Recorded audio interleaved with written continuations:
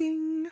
This is your captain speaking, aka Captain Death, the host of the Lotsa podcast. I have a quick announcement to fucking make before we get into this episode here. I know this is random, I know this is out of nowhere, but so is my energy sometimes, and over this last weekend, I decided to make a Patreon account. I don't know why. I finally got over 5.5 years of stubbornness and decided that, hey, maybe the podcast can be self-sustainable from this point forward, and it would make making content a hell of a lot easier.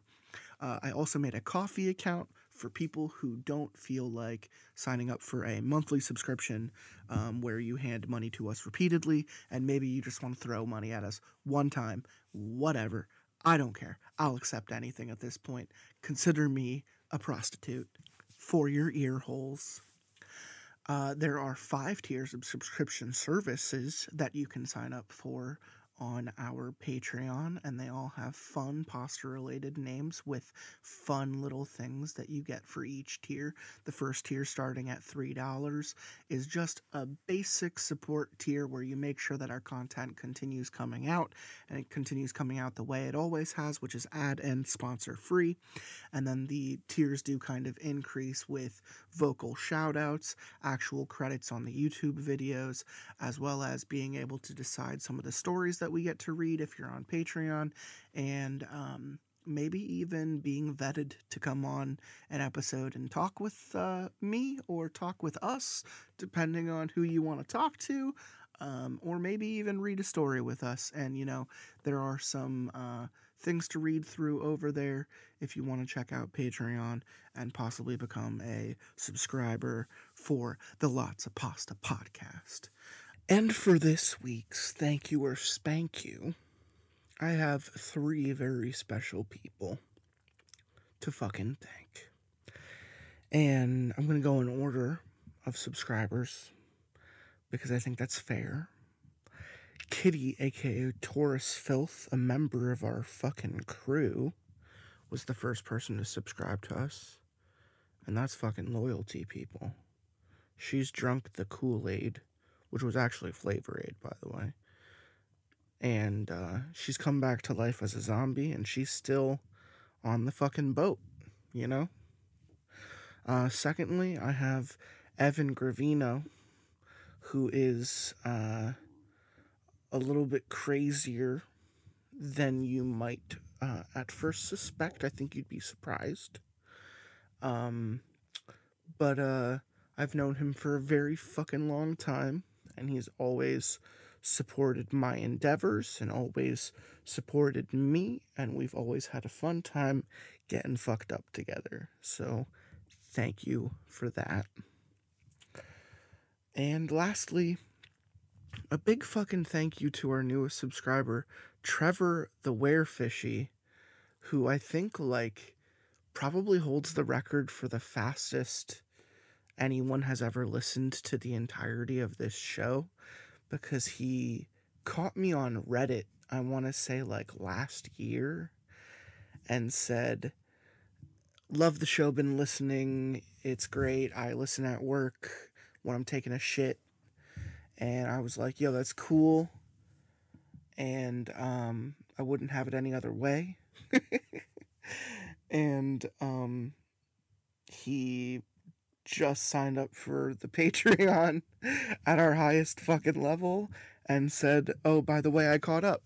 So here's your fucking shout out and useless award. If you want to be a Lots of Pasta podcast Patreon subscriber, then you can find the link in our description of our videos or podcasts posted anywhere, whether it's iTunes, Amazon, Spotify, YouTube, SoundCloud, you name it, the link will be there.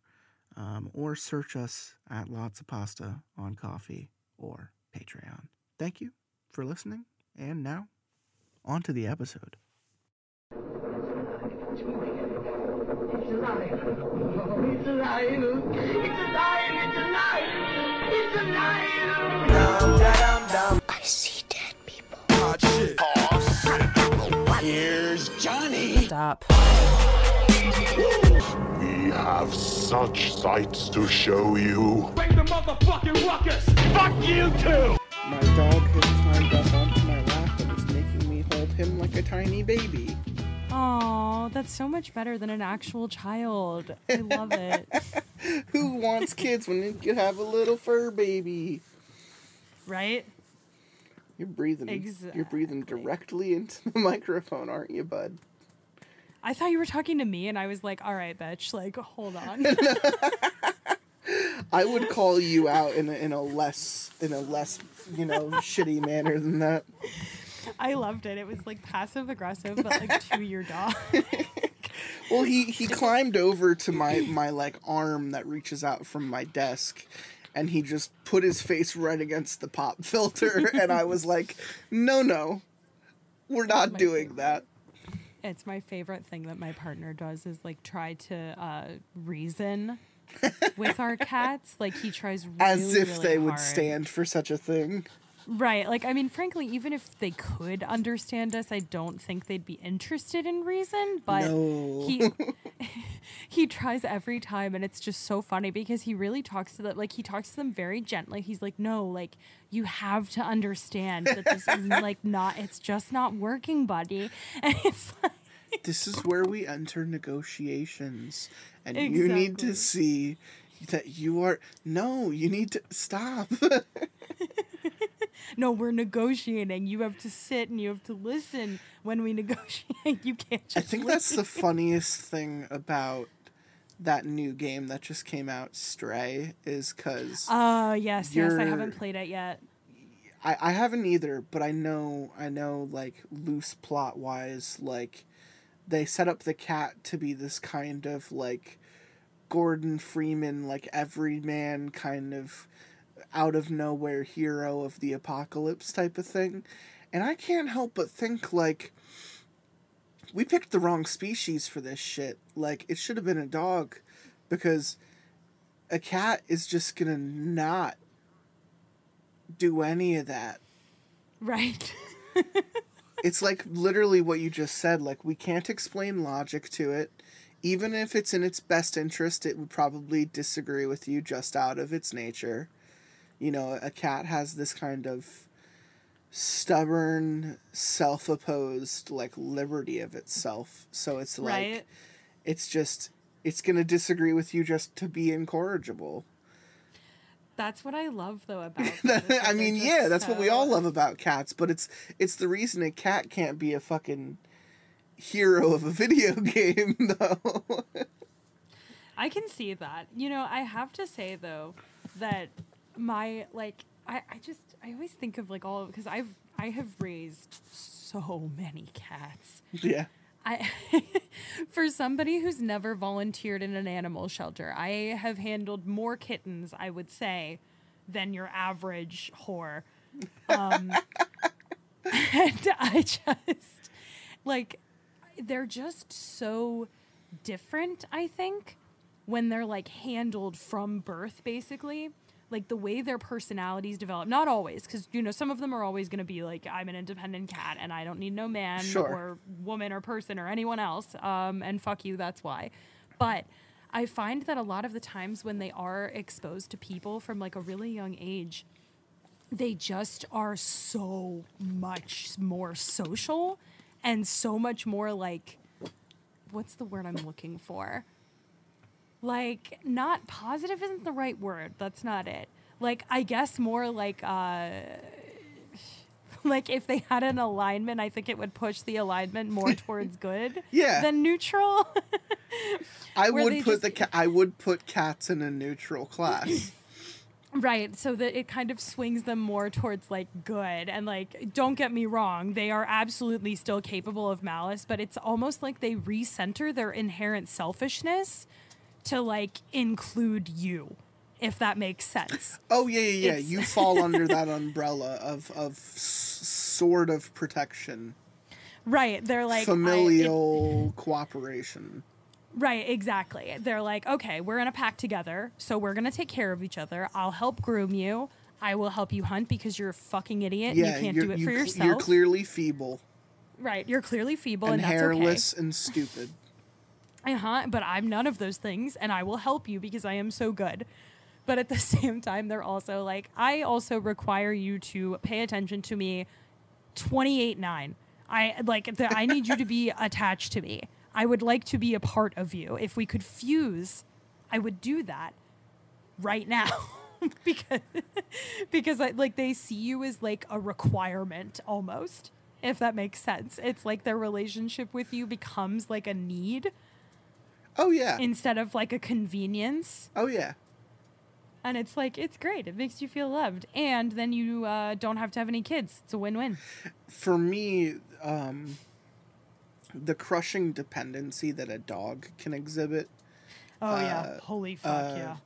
Really kind of gets to me sometimes. Like, I watch a lot of my family's dogs a lot of the times, and while I don't necessarily mind it, I find myself in situations where I literally just want to be alone, and they do nothing but push up against you and give you that kind of claustrophobic but I need you type of feeling. Yes.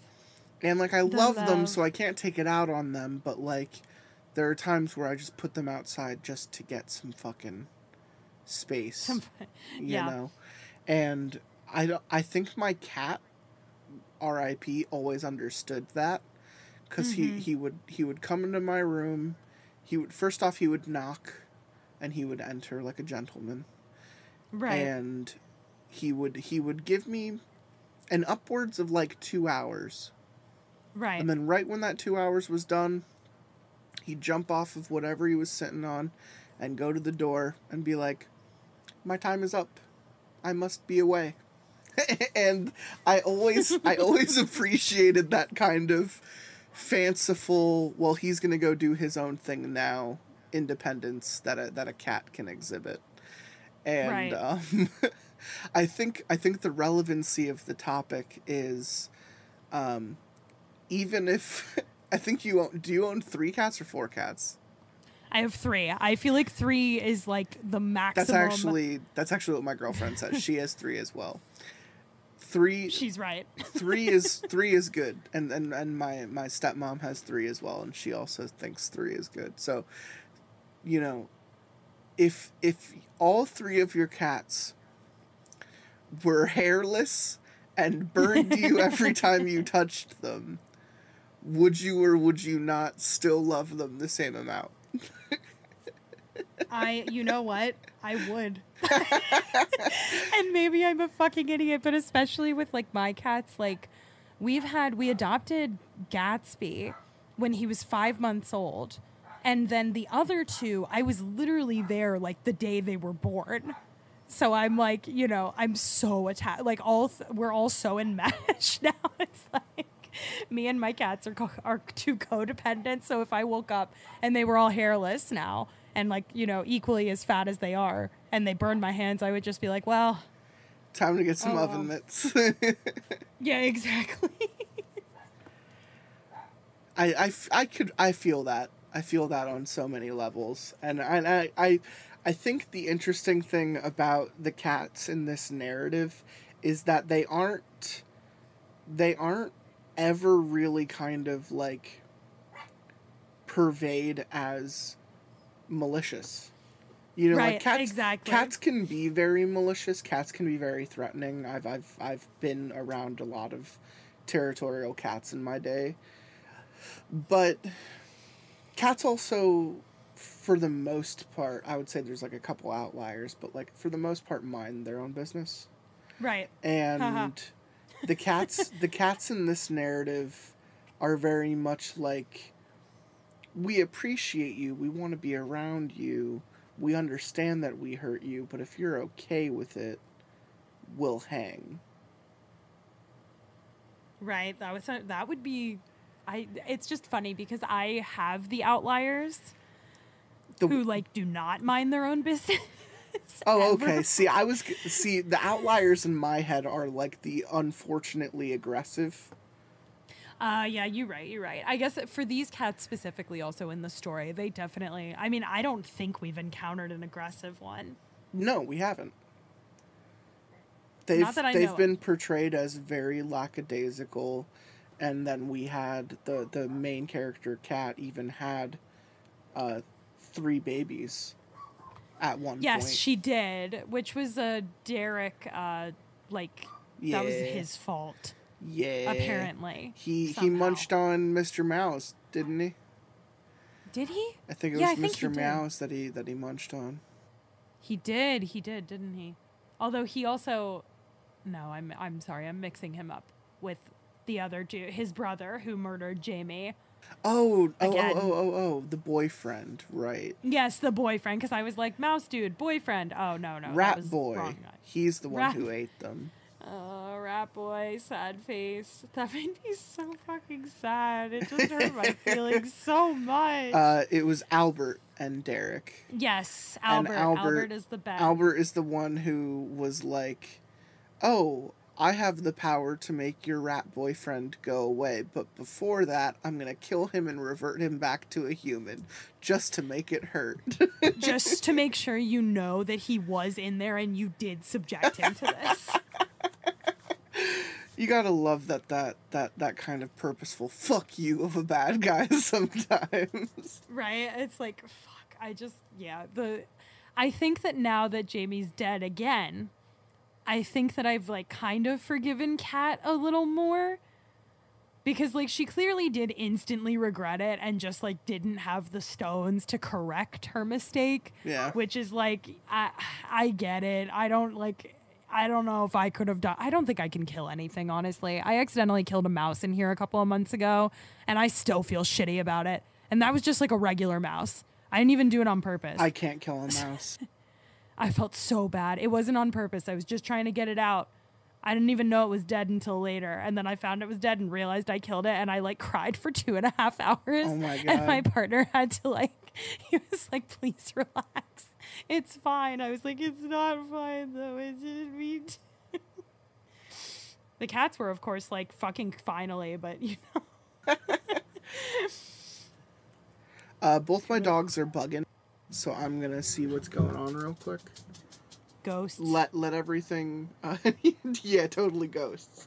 It's My ghosts. dogs are It's- fucking idiots. What you don't understand is that it's probably a bug. It's probably literally a bug is on the floor, and they're both going bug, bug, bug. They just want you to know it's there. Everything They good? both just lost upstairs privileges. Oh no. Well, it's because they keep looking out the window and barking at fucking everything that walks by. I can't deal with that right now. Yeah, no, that's fair. That's very fair. Oh. If my cats could bark, they definitely would.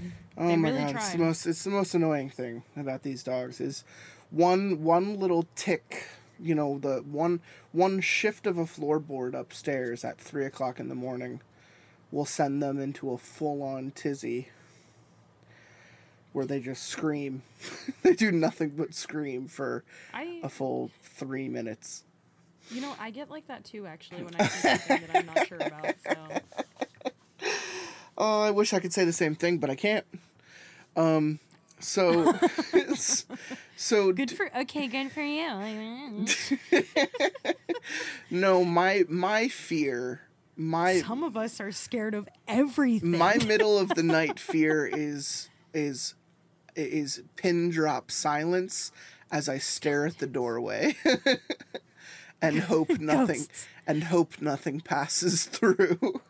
Ghouls, zombies, skeletons, Ghouls. ghouls. So many ghouls.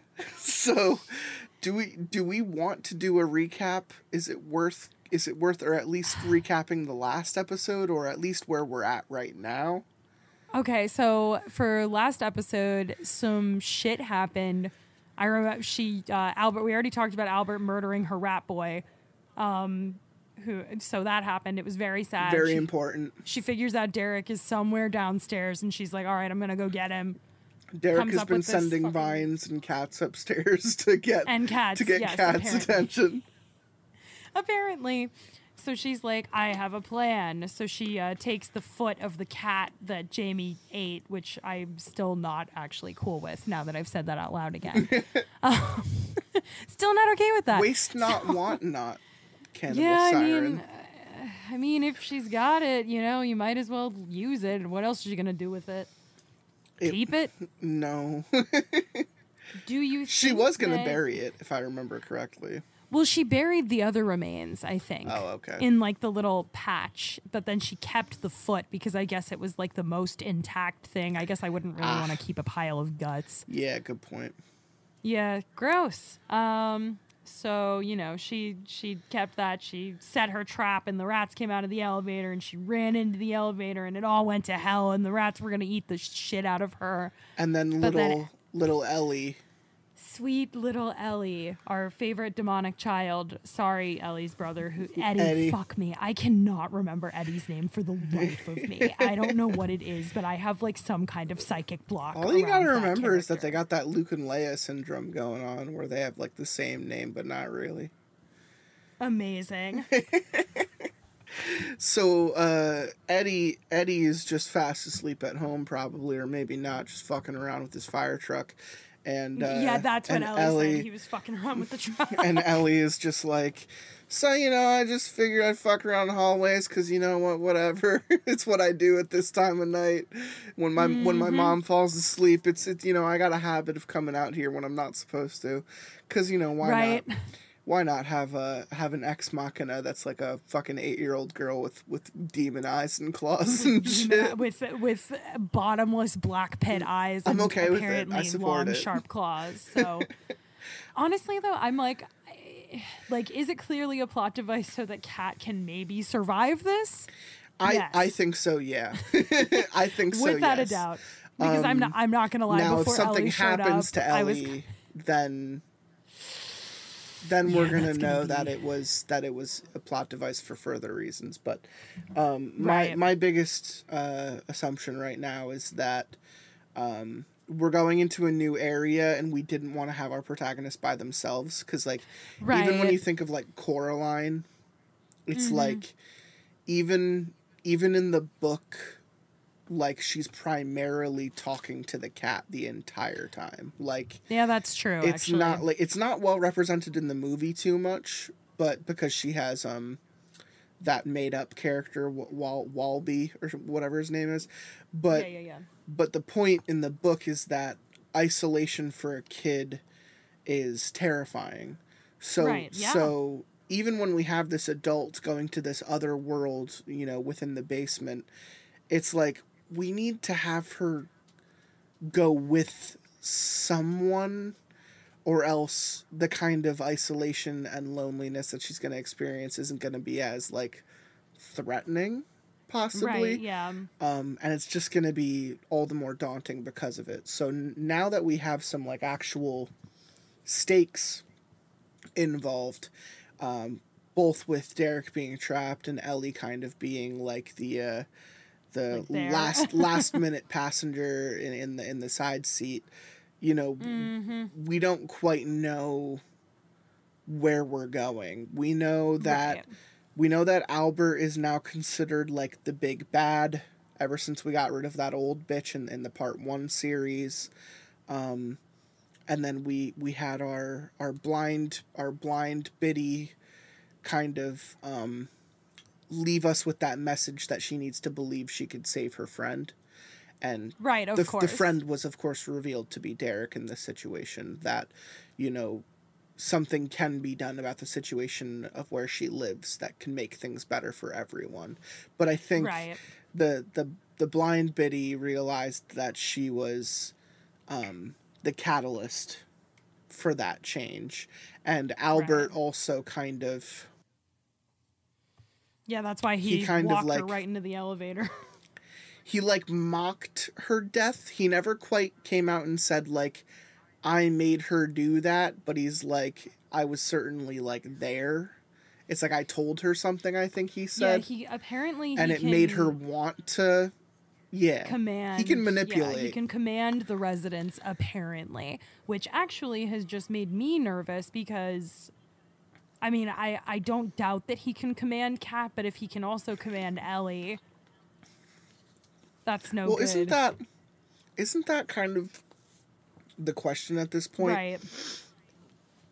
So, number one is we've entered this new world, It's the And anti building. It's like the negative. I like comparing it to Coraline because it literally is like the upside down. Yeah, it is the upside down. It's of the world we knew. The other building. The other building, right? And it appears that this is probably Albert's domain. Yes. He probably likes not having tons of people around. And he kind of exists in this other world. Mm-hmm. You and I made the assumption that this might be where the window washer resides. This might be where the postman resides. Right. This also might have been where Derek has resided the entire time. But now he's trapped here. You know, there's a lot of, ironically, like, open doors that we can discover, but I feel like because we're approaching kind of the last act finale, I think it's very much just going to be like beeline for Albert and see what the fuck is going on. Yeah, exactly. I feel like given the length of what we have left, like I feel like they're going to be doing some floor exploration and find some fuck shit on the way. I think there's only 3 parts left. Oh, I think it's 3 parts. It's 3 parts split over the next 45 pages, so that would lead me to believe that it's 15 pages apart, probably. Right. And I don't know. Do you have any predictions? Do you want to do like a let's do Deadpool? predictions. If I were to do a Deadpool real quick, do you think Kat's gonna come out alive?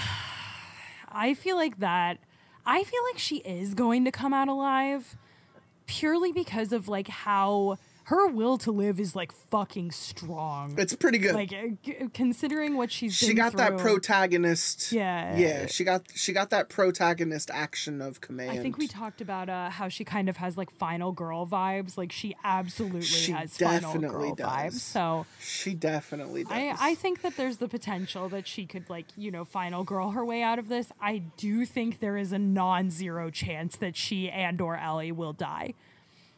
But okay, yeah. Albert, I think, is too powerful. Yeah, to be kind of manipulated or tricked. I think there's gonna have to be some give, probably on Derek's part, for whatever situation arises with his brother. Not so sure about what can happen there. But those are really the only people right now that we have to like worry about. Yeah. I'd say is Kat, Ellie, Albert, and Derek. True. Although I am very interested to see what this other building has in store for us because it has all the same floors as the current building, which to me tells me that people are or something is living here. But like, that's true. What could it? Like but like, you know, the residents in the ghouls, ghosts, zombies, skeletons. But oh yeah, we joked the kid on the other side of the mirror. Yeah, exactly. I'm wondering if like, because there's already some shit in the regular building that's like fucked up. So the guy on the steps, right? Oh god, the guy on the steps whose name is not Clyde or fucking Jeremy or whatever. We only know what his name isn't. But yeah, I'm wondering what that's gonna look like because like the residents in the other side are like largely normal, but there's like some fuck shit there. Like, you know, we have our werewolf minotaur thing and the blind Mr. lady Prentice. and yeah, Mr. Prentice, my favorite character, my favorite living character. I should say, rest in peace, Effie. Yep, Effie. Oh, Effie. All right, part 14. There isn't a guide for these floors. No, there isn't. No, there isn't, Kat. You've done it. We don't even know where we are. No. We passed the basement and ended up somewhere else, and like the 2 surviving rat people are now They know you're there. freely roaming the rest of the apartment complex. Shit, I fucking forgot about that. Shit, I completely. Lest we not forget, they get roped back into any of this fuck shit. I fucking completely forgot that they're just like loose in the hallways now. Yeah, because they don't have an elevator to go back to. Good timing. Who's reading again? I am. Okay. Looking at the button panel in the lift that didn't lead home, I felt a knot form in my stomach. Why hadn't Albert appeared, and which button was I supposed to press? Where are we going, Kat? Ellie asked. She had stopped crying, but every word was heavy with fear. In truth, I didn't really know the answer to her question. I stared at the panel, taking in every number and noting its inclusion of a -9. We're going to see if there's anyone else around. I didn't like my chances with whatever might inhabit that floor. If wherever we were was a reverse of the building, then 9 could be nasty. Very true. So yeah, let's not go there. Let's not. So I started cautiously pressing the -2 button. Mechanic's word, and the large metal doors clapped shut. I wished that I had been behind the real lift's doors before it disappeared from sight. The lift that we stood in was as identical to the original as possible. Even the shiver it sent up my spine just being inside it felt the same. I was grateful when it stopped and the doors opened to reveal a relatively normal-looking corridor, reminiscent of the ones above in the upper building.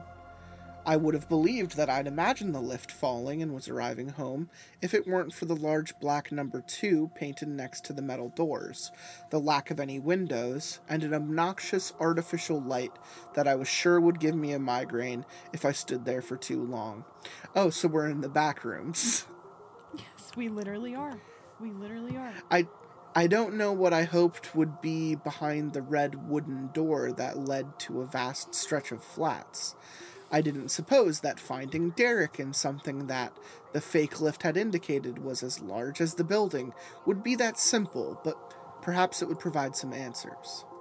Albert himself was a possibility. I couldn't predict his moves, but I had a strong feeling he wouldn't be able to contain his intellectual gloating at the failure of my plan for long.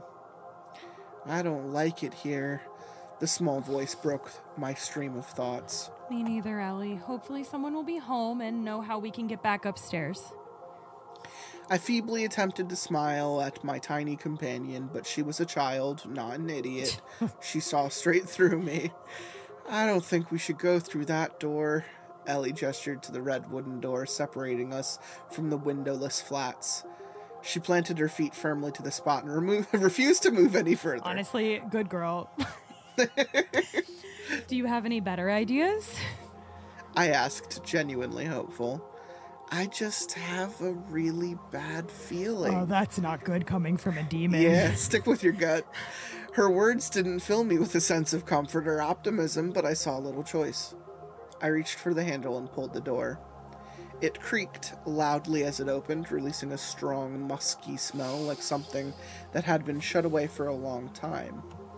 I took a tentative step inside alone, leaving Ellie just behind in the corridor, and shouted, "Hello." Oh, baby girl. Hoping that if anyone was in there, that the visitors were usually scarce and they may come out.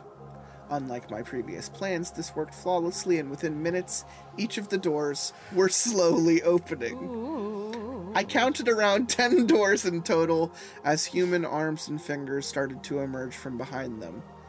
The flats were filled with, and I use this term loosely, people. Oh, no. They weren't typical. None of them were dressed, and they had fleshy limbs and appendages sticking out of all the wrong places. They were elongated. They had elongated necks, multiple arms, spines bent completely backwards. It shocked me that any of them could walk at all. Each one of them looked like a unique result of intense torture. Torture that should have killed them long before they reached the stage they were at. Remembering where I was, I realized that they probably were killed long ago, or they never lived to begin with. Vomit. One in particular caught my eye. It had a neck at least 3 feet long, and I couldn't distinguish its gender at all. Its back was bent in a way that a child might do the crab, and it was balanced on all fours. Instead of 2 arms and 2 legs, all 4 limbs were left arms, all facing the same direction. Its neck lolled backwards, swinging from side to side a little, and struggling to support itself. I inhaled sharply as its head lifted slightly into a steadier position, and it locked eyes with me. It screamed. The scream that came from that thing was the single most distressing sound I'd ever had to listen to. Yeah, we're in the back room. I was about to say we are in the bad place. This is the bad place. This is not good. It penetrated my soul, and I felt every inch of pain and suffering that laced it. My stomach churned, and the shrill pitch burrowed into my brain. It left me completely immobile as every other person-like creature in the room lifted its head wherever it bounced and screamed in unison with the first. Holding my hands to my ears, I started to feel a warm liquid trickling from them, but I couldn't take my only protection away to see what it was. It's your fucking brain. I can't even begin to describe the pain that I felt. There are no words for a misery that deep. I don't know how, but I could feel years upon years of torment and unimaginable pain that they'd gone through. The screaming became so overwhelming and all-consuming that I started to feel myself getting dizzy. There was a violent tug at my shirt, forcing me backwards, before an almighty hiss, vicious enough to cut through the screams and silence them, echoed through the corridor. Oh, good girl. It took seconds for each and every one of the mangled people to shrivel back into their flats, winding limbs clamoring in all directions, leaving Ellie stood there, horn tips gleaming in the artificial light. What were they, Cat? I barely heard the muffled sounds she was making that had replaced the heart-wrenching screams. I finally pulled my hands away from my ears to see them covered in blood. Ellie noticed and wrapped her arms around me, nicking me accidentally in the side with a claw. Oh. It hurt, but I didn't want to make a fuss in that moment. I knew no pain could measure up to what I'd felt during my short time amongst the mangled people. I don't know. How did you do that? I could still barely hear the sounds of my own voice. It was like I was wearing a hat pulled over my ears, despite nothing of the sort and my hair being shoved into a bun on top of my head.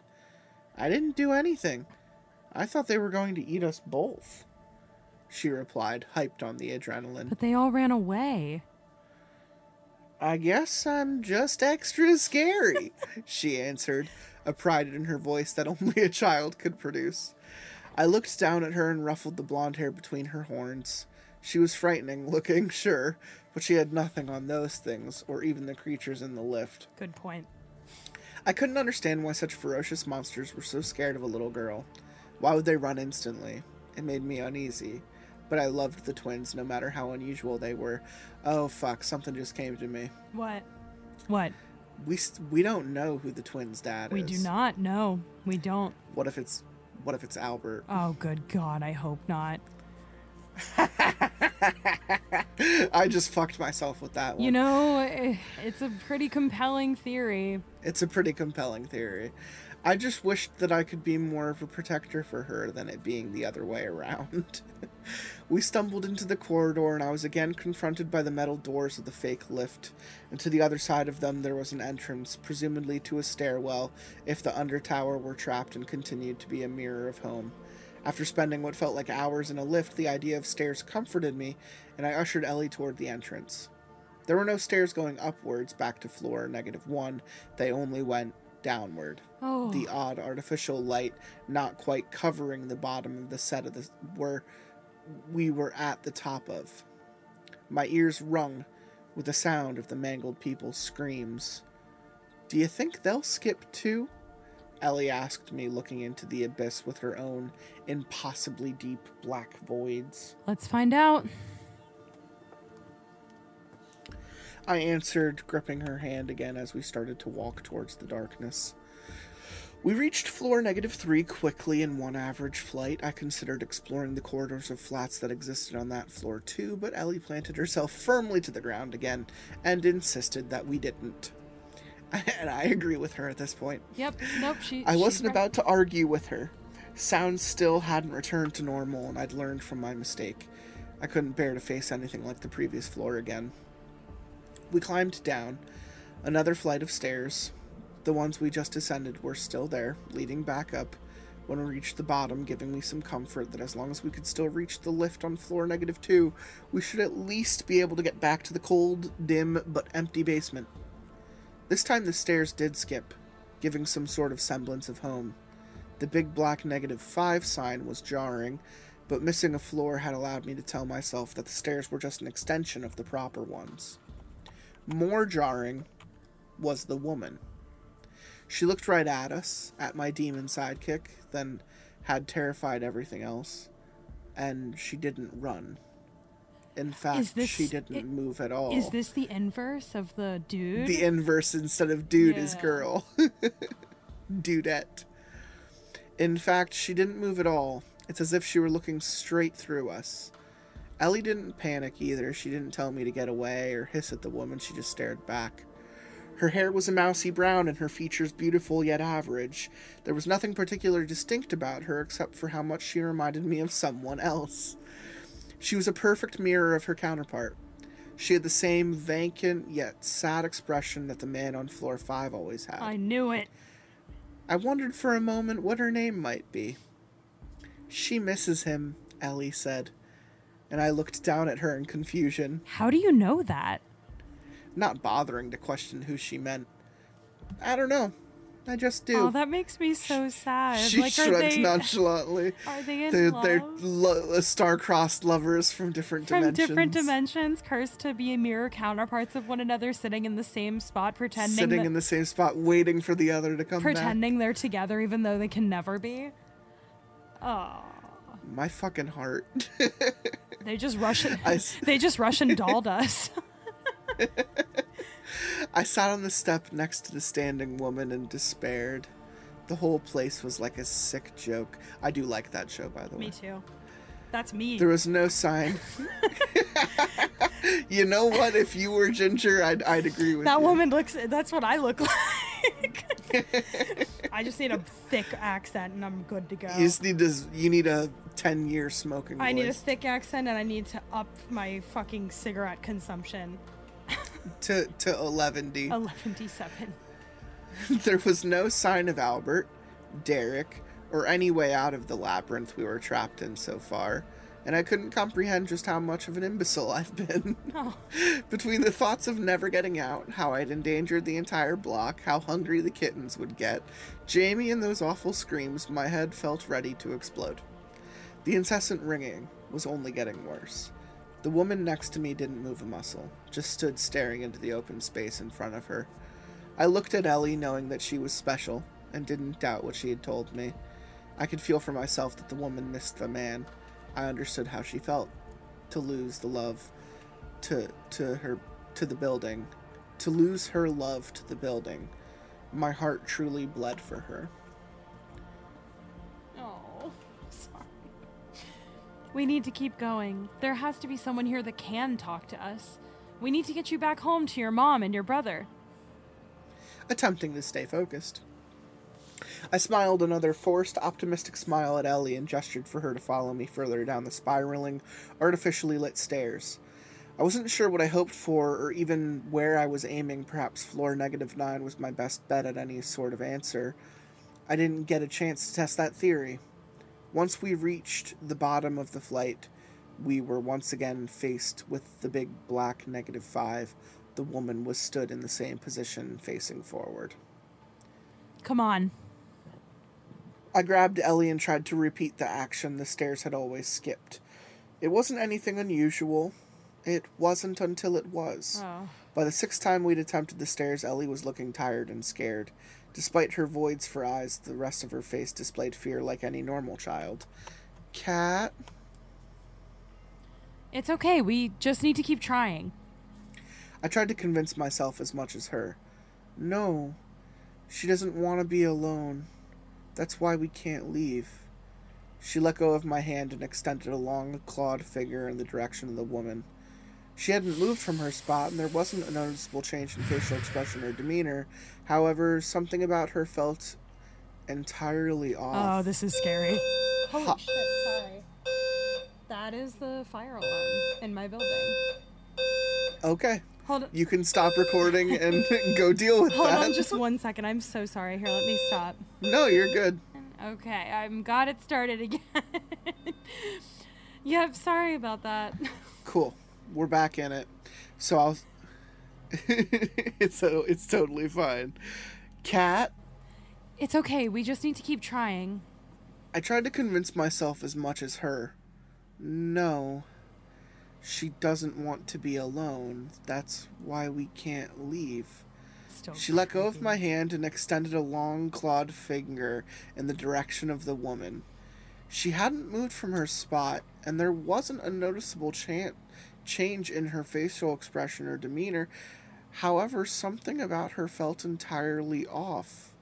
Hostile, even, is where I went, oh shit. I understood grief and doing everything possible to keep people close that you should let go. I wish that I wish that were what I thought the woman's intentions were. I really do. Instead, it felt more literal than that. More like she just really couldn't bear to be alone again at any cost. Just keep going. We ran down the stairs again, then up them and down again, 3 more times, and the terror started to build.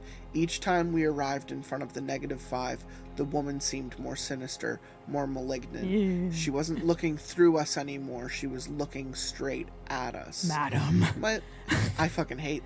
this is my fucking nightmare. This is so good. Sorry, please continue. It is. It's so scary. My legs hurt, Cat, Ellie whined, and mine did too. Do you think you could scare her? I felt sick even suggesting it, but Ellie had the best chances of getting us away from the stairwell. Ellie shook on the spot, but nodded and took a few steps towards her. Oh. She got close to the woman's face and hissed, claws out. The woman didn't move. She didn't blink or flinch at all. She just stayed in her spot. Nothing at first. Until she started to move. All that changed was her face as the corners of her lips curled into a hollow smile. Desist, ma'am. I fucking hate this. I would be throwing up and like crying. I would like this would be it, Oh man. my God. Exactly, like a fucking shitting and farting. Yeah, I shitted and farted all the way over -5. The comfort I had felt from the familiarity of the woman and the floor number was dead in the water the moment she smiled. Ellie had retreated in an instant, tugging at my shirt again and shuffling closer, and I think the fact that she did nothing else at all made it even more disconcerting. Correct. The woman had the upper hand and she wasn't going to let us go. Please. I begged. If there's anything we can do to help you, please tell us. I fought my fear, doing everything I could to be kind. If she had ever been a person, she might somehow pity our plight. I say hello to your man. I don't know his name, and he's quiet like you. I think he misses you too. I know he does. I lost someone I love just like you did. I know how you feel. A singular tear rolled down her cheek, but the smile stayed in place. It just gets worse. My chest thumped as my heart pounded against my ribcage. Maybe I was getting through to her. Her eyes were haunting and hypnotic as they made contact with mine. It was like her brain was scrambled and she couldn't put the pieces back together. Her eyes were more expressive than I had ever seen before on any person, filled with confusion and sadness. And after a few moments of intimate communication with her eyes, the woman moved more than I had ever seen her or the man move. She cocked her neck to the side and tilted her head in Ellie's direction. A few seconds after her neck had turned, her eyes followed, and she looked intensely at the child. Smile plastered on her face, and the evaporating trail of the tear still visible in the gleaming light. Ellie started to cry, terrified. She tried to take a step behind me to use me as some sort of shield, and no matter how many monsters she fought, she was still a scared little kid. The woman took a labored step toward her. It took her a long time to put one foot in front of the other, standing in one position for so long, to do a real number on the muscles, even for those of a supernatural persuasion. Nonetheless, her step was an immediate threat. I could feel that her intentions were malevolent. The sadness in her eyes had developed into a disdain, and that single step was a declaration of war. Me and Ellie started to back away slowly, readying ourselves to break into a sprint down the stairs. I was prepared to run them into an endless loop forever if it meant keeping that little girl away from the woman. Damn. Before we could even reach the first step, there was a voice. A male voice.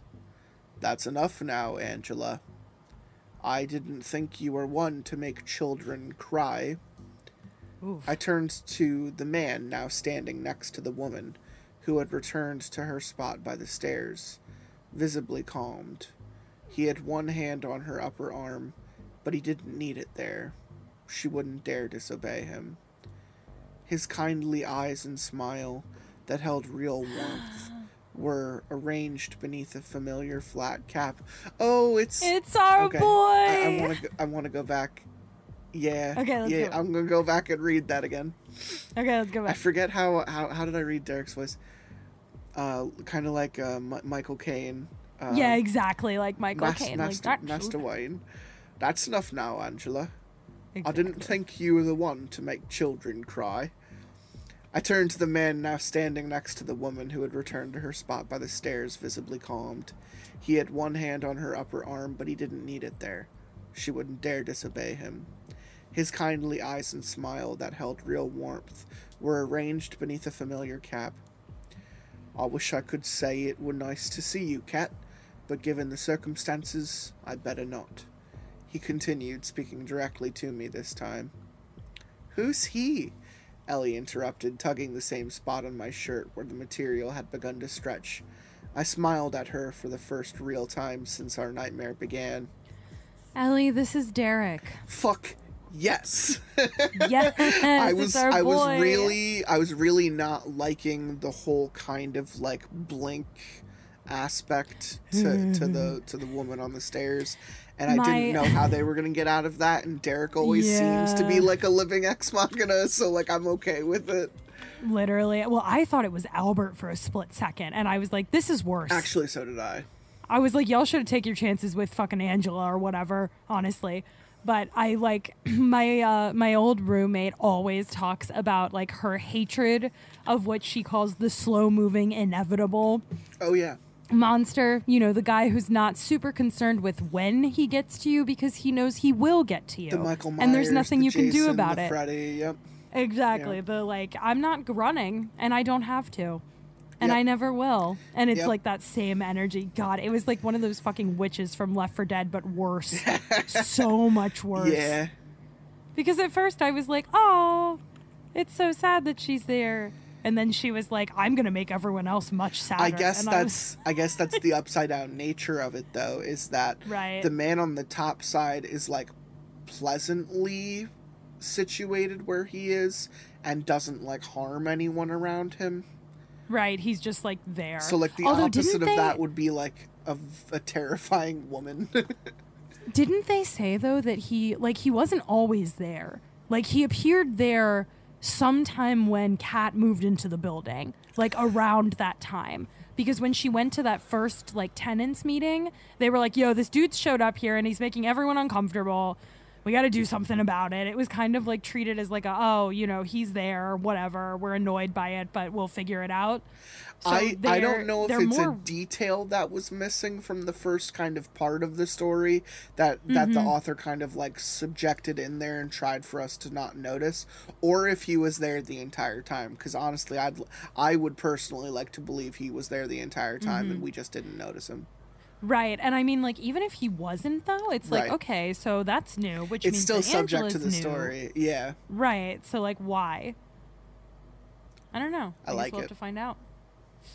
Part 15. How did we end up here? How did we end up here? Cannibal Siren. How did we end up here? Many, many, many dollars in student debt. That's, I think, true. Was the beginning. Pleased to meet you, young lady. Derek smiled at Ellie, a genuine warm grin. They had never met before. He only knew about the twins because I had told him about them last time we spoke. He never got a chance to see them before he disappeared. Despite this, he was completely unfazed by her demonic appearance. I wished more than anything that the circumstances had been better. Their meeting and our reunion would have been wonderful upstairs, but instead we were stuck in an artificially lit stairwell with the now still again woman for company. I missed him. I hadn't realized how much it was possible to miss a person I barely knew until Derek. He represented everything good about the block to me. He made it feel like home, even in the bright, windowless, underground layers. Pleased to meet you too, sir. Ellie answered in the poshest accent she could muster, giggling. She radiated a light. There was an invisible expression of instant trust amongst the black that made up her voids. She liked him. When this nightmare began with the prophecy and subsequent death of Esther Beckman, I never would have imagined I'd be witnessing that moment between Ellie and Derek to see an instant connection. I hoped he would get the chance to see her in the sunlight, too, with her brown puppy dog eyes in place of the voids. The whole scene filled me with my own warmth. Sounds were still muffled after my brutal attack by the mangled people, and I was disappointed that his voice wasn't clear, but the arrival of Derek gave me great hope. Even the presence of the woman, who was still stood by the stairwell, couldn't break that. Besides, we were safe from her now. He took his kindly eyes away from Ellie to look at me. Why are you here? How? He asked, disbelief in his tone. There was no anger, just disappointment, which was arguably worse. It was the first time I had ever seen Derek not look calm and collected. That's bad. It's understandable, though. I'm here for you. I couldn't let you rot down here. I got the kittens and the vine, and then Albert came to visit. I blurted out quickly. Derek smiled a little, but it was strained. I'm sorry, Kat. You shouldn't have come here. How did you do it? Why was this little lady with you? He replied, confusion building. He tried to hide the concern in his voice for Ellie's sake, but it was useless. She'd already seen the danger we were in, which is true. I had explained what happened right from the very beginning after he went away and Mr. Prentice trampled Prudence. Hell yeah. Hell yeah, fuck Prudence. That's what we should have titled this podcast. Fuck Prudence. Fuck Prudence. Ellie stood in a frightened awe as I spoke about my monstrous boyfriend, how I'd brought him back. You're just going to say all that in front of her? Okay. Yeah. Okay, I mean, I guess they don't have anything to lose, but goddamn. Ellie stood in frightened awe as I spoke about my monstrous boyfriend, how I'd brought him back, kept him locked away for months, and how he later murdered Mr. Meow. Derek looked worried as I described Albert's visit and threats. I covered everything, from Essie, sorry Essie, I got your name wrong earlier, to the vine, to the window cleaner and his inability to hold it together in lockdown. I tried to reason why I had thought that my plan with the lift would work, but saying it out loud made me realize how stupid I had been. Ellie continued to listen intently. She looked a little smug when I told him how she had saved me from the creatures and again from the mangled people just a few floors above us. I could see that my explanation wasn't complete enough. Derek had a million questions to ask, but I didn't give him a chance. After months of dwelling on his disappearance and the events of recent weeks, it was my turn to ask questions. Where are we? I asked, starting as simply as I could manage. Little had I known that I opened Pandora's box with 3 words. Derek began to speak. I call it the Undertower, or the building below. It's still a part of the building, but most residents never see it, for good reason. The things that live here aren't always as friendly as those upstairs. Understatement yet again to carry on with the theme of this podcast. When my father bought the land to build this place, he discovered a large underground tunnel system whilst digging the foundations, and it inspired him. He wanted to be the first architect to extend a skyscraper the same length downwards, and a good deal of the excavation was already in place. He wanted to maximize the earning potential of his space, but he hadn't accounted for the power of the land. My father was a competitive, secretive man, so naturally he told no one outside of his workers what he was planning, not even his family. He employed a team of contractors who all signed non-disclosure agreements. We're standing in the result. Derek waved his arms a little, gesticulating about our current setting before he continued. When they found him hanging, he was in the basement, the grim-looking room you all have arrived here in. That room, and everything below it, has been untouched since construction. They gave up on expanding that particular floor when my father died. The underground project was abandoned. As is the nature of this land, the contractors started to report strange happenings across the entire tower. There were at least 5 unexplained deaths, and although it was unreported to the public, Those were all amongst men working below. Those that worked on this hidden part of the building were especially superstitious, and after my father's death, they sealed all entrances to the basement, entombing an entire tower block beneath the city. When it came into his possession, Albert tried to convince the builders to unseal it and carry on working. He was just like our dad, you see, ambitious and money-driven. None of them would agree to it. They claimed it was cursed. The upper tower was completed just before my father took his life, so Albert abandoned his negotiations with the contractors within a few weeks and focused on opening the place up. He wasn't going to continue to miss out on any money arguing over these lower floors. He said that our father's death would only explain the grand opening being delayed for so long, and he had to move forward. We moved in a week later, the first residents to live here. He paused for a moment, and a sadness clouded his face. His kindly eyes welled up a little as he thought back to life before the building. You must be really old if your dad built this place. Even my mom isn't that old. Ellie interrupted. I laughed. Her childish thought process was the only thing that could lighten the mood. Derek chuckled, and the woman next to him remained unmoving. God, Angela, you need to fuck off. Yeah, we need to out, take man. 5 steps in the opposite direction. Yeah, sorry, Angela. You gotta get away from me. The vibe. Your earlier display killed the vibe. For real. I am quite old, I suppose. Don't feel it, though. He answered, chuckling to himself as he adjusted his flat cap and winked at Ellie. Don't look it either, I chimed in. Oh, damn. Derek stopped. Okay, cat. Damn. Derek stopped chuckling and continued shooting me a look. He said, shut up. That isn't something I can explain, Cat. Albert and I weren't close to our father. We didn't really know anything about this place until he died. The project was mostly completed, and we only got to speak to a handful of the contractors, who told us wild stories we would never believe to be true at the time. We couldn't have imagined how our lives were going to change. The only clue we have to our extended life is his note. To my boys, if you stay here, you will never die. Well, it's done deal. Hey, fuck That yeah, was all he left Jesus. us. On a crumpled bit of paper that had to be given to us by a builder named Keith. Thanks, Keith. Yeah, thanks, Keith, for delivering the knowledge of eternal Yeah, life. see, look at the paper. It says you stay here, you never die. It's pretty cool. See ya. I'm going on lunch. I'm going on lunch. Please don't let me die like my coworkers. My best guess is that he made some kind of deal with the spirit of the place. I don't know. Maybe it was just a special resident I haven't met yet.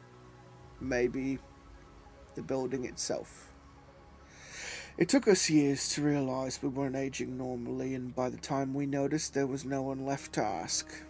We had to navigate every supernatural, unusual, and strange occurrence in the place alone at first. I remember exploring, being in awe of everything I met. Whenever I would cross paths with Albert, he didn't look mystified like I was. He was scared. My brother and I were never the best of friends, and it's my deepest regret that I didn't use that time we were alone here to build a relationship with him. Maybe I could have made a difference. A difference to what? I asked, trying to take in each of his words. To his son? Derek looked at Ellie, letting his eyes linger on the little girl and then back at me. He shook his head. Not now. There's far too much to discuss. For now, we need to find a way to get you home. I considered protesting, but I could see the sadness in his eyes and I didn't want to press. He was right. I'd put Ellie at risk for long enough, and I needed to get her back to Terry and Eddie safely. Have you been here this whole time? If you can't get out, then we have no hope. I whispered to Derek as he put his arm around Ellie's shoulders and prepared to move. He sighed a little. You met my brother, Kat. The consequences of my escape would be huge for the block. He's not appreciative of the way I conduct myself. He prefers to take what the building gives and make it harmful. Twist it into something bad. I prefer to live with it. I don't believe anything here is evil, except maybe him. I tried to let it go. I wanted to keep moving, but things weren't adding up. But Albert said the kittens and the vine. He said they were a cry for help. He lied. It's his interests to keep me away. Yes, I'll help them live. It gets lonely down here. When he discovered the plant, he took it off me immediately. Albert brought down one of the cats to feed to the thing he keeps on floor -10. What the fuck is that? I stopped him. He let me keep it because I suppose somewhere deep down he pities me. I nurtured that little cat until, out of nowhere, the kittens were born. It was amazing. Love created new life. The cats were great company and I would have freed them if I could, but I could never let them out. I didn't have a clue how they got out until you mentioned a grate in the wall. He looked me up and down as he spoke, eyeing me unusually. It wasn't an entirely mistrustful look, but suspicious nonetheless. So how do we get out? Ellie asked. Well, last time your friend's garden got me out of here. He crouched to speak to her on eye level. We planted a garden for you, but you never came. She huffed in retort. Oh, I know. My mean brother told me how beautiful it is. I hope I get to see it one day. He's made it a bit harder this time. He stood up and addressed me again. I used to go through the basement. There's a stairwell. It's just sealed up. You have to break it. The lift will only bring you down. You can't get home that way. So let's go, I urged, reaching for his hand. Then I saw it. I hadn't noticed. I had been too focused on his kindly eyes. Derek was missing all 4 fingers on his left hand. He looked at the floor as I struggled not to stare. What he did to Jamie, if I even just enter the basement, it will happen to me. I tested it. You can see the results. He lifted his stumpy hand. I don't know how I got that cat to give birth, and I don't know how Albert does anything that he does to the things that live here. I just know that if I step in that basement, I'll die. Oh. He looked devastated. Despite the relief that he hadn't gone straight in and done much worse damage, I knew the loss of his fingers would be a major for him. He was, after all, first and foremost, a gardener. I'll walk you there, cat. Make sure Albert lets you go. But I can't come with you. I wanted to scream, loud enough to hurt any ears left on the mangled people upstairs. I wanted to shout, you know what, good. I wanted to shout and tell him that after all I'd been through, I wasn't going to leave without him, but the horned little girl beside me had thrown a lot of complications out there. Defeated, I nodded. Derek turned to the still woman. I'll be back to visit Angela, I promise. But please let these ladies leave safely. He leaned over and kissed her cheek gently before ushering us towards the stairwell. Another single tear rolled down her face. I am torn between being deeply terrified of Angela and also just like having my heart fucking break for her. Derek just like turns over and he's like, all you need is a little bit of sugar. We trudged upwards fairly silently. I wondered if all my questions would ever be answered. I knew from before that Derek was mysterious, but after all I'd been through to get to the Undertower, it didn't seem fair that I would be marched back so unceremoniously. Derek may have known the way to get home, but no single person has complete control of this land. I was coming to really understand that. The building would always win. So I shouldn't have been surprised when we arrived at the large, black -7. Cat, they skip. You know that. There's nothing for you in there. Derek put his stumpy hand on my shoulder as I stared at the different yet familiar corridor. He could see the curiosity filling my eyes as I was confronted with the counterpart of my home. Would it be filled with more mangled people? Or was it a true reversal? A place where me and Jamie lived happily. Mr. Prentice didn't have to deal with his affliction and Essie was alive. Or was it home to something completely different? Noise suddenly became more than just muffled. My mind was actively blocking it out. The knowledge that Derek was with Ellie took away some of the responsibility that I felt as I edged towards the familiar yet very different main entrance. Cat. Cat. Catherine. Cat. Please don't. Derek followed me, cautious to keep hold of Ellie. I think had she not have been there, he probably would have grabbed me, but he didn't want to scare her. I continued forward in a trance-like state. -42. The numbers were blurred and the minus symbol stood out. I stroked the wood in the handle. It didn't feel like home, not even a little. I was curious about what was inside, but I somehow knew that it wasn't good. The only seemingly positive thing about this situation was the lack of mangled people on the floor. I didn't know what was behind the doors, but it wasn't them. I had already created enough noise to draw them out if they were there. No, something else was there. Instead of trying my key, after a sudden epiphany, I turned and ran straight towards negative number 51 and pounded on the door. Essie, I screamed, realizing that if I hadn't died in that lift, then maybe she hadn't either. I banged hard on the door and could almost smell the familiar cigarette smoke seeping out the flat. Cat, you are being a fucking idiot. You are being a fool. 100%. A fool. You are being a loon. You are being a fool. You are being a loon and a fool. And a loon and another fool and a loon. Cat, stop. Derek screamed. Out of the corner of my eye, I could see him covering Ellie's voids in grim anticipation. Then the door squeaked open. There she was. Essie hadn't died at all. Her fate had been so much worse. My friend was stood at the door, face twisted into a horrifying expression. Her mouth rolled open much wider than should have ever been possible with a functioning jaw. More alarmingly, her eyes had been entirely removed, leaving red, bloodied, gaping wounds central to her face. Tufts of hair had been yanked from her scalp, leaving raw skin in its place. The dress that's neatness I had previously marveled at was torn and distressed around the edges, barely covering her swollen, deformed limbs, bones jutting out of open wounds in all directions, the air filled with the scent of old ash and necrotic skin. She collapsed onto the ground, unable to stand any longer on her broken legs, mouth still hanging open. Guilt washed hard over me. How could you leave her like this? I turned towards Derek and screamed, but his face was as horrified as mine. I didn't know, Cat. Honestly, I didn't. I didn't even know she was dead until I found you. Please, we have to keep going. Don't let her see this. He kept his hand over the gaping black voids that were so much more alive and comforting than Essie's hollowed sockets.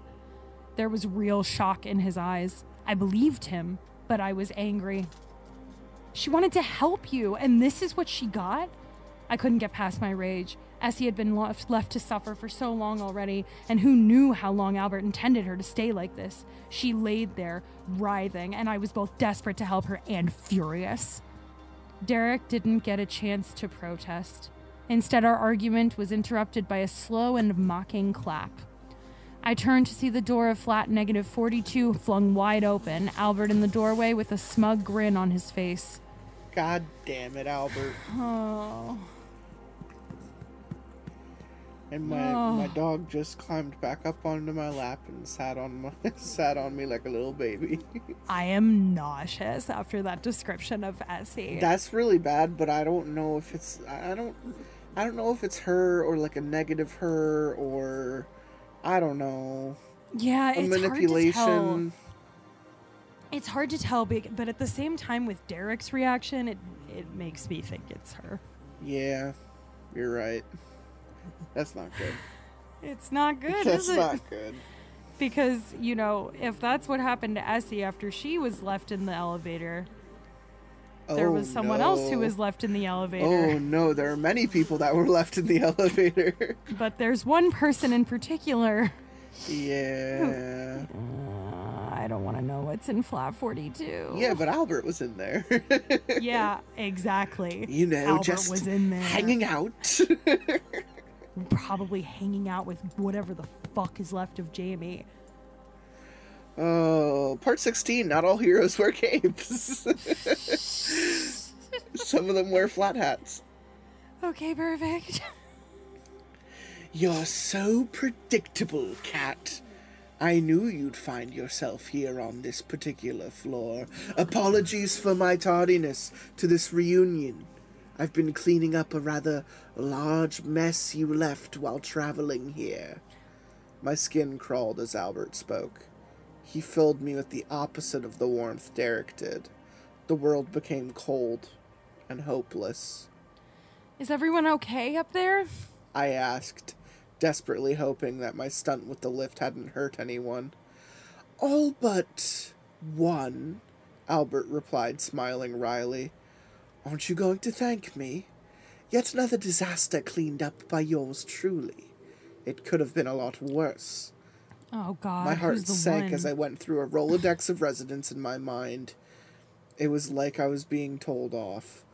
I was about to ask who got hurt, but I couldn't find the words in time before the brothers erupted into a bitter row. Let them go home, Albert. They've learned their lesson. They won't look for me again, Derek interjected firmly.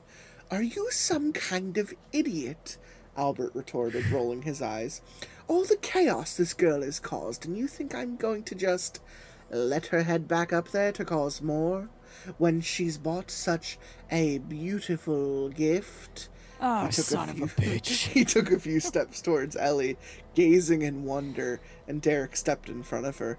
You aren't coming anywhere near her, he hissed at his brother through gritted teeth. What is she? He stopped moving and directed his question at me. I'm a girl, and my name is Ellie, she shouted from behind Derek defiantly, poking her horns out to the side.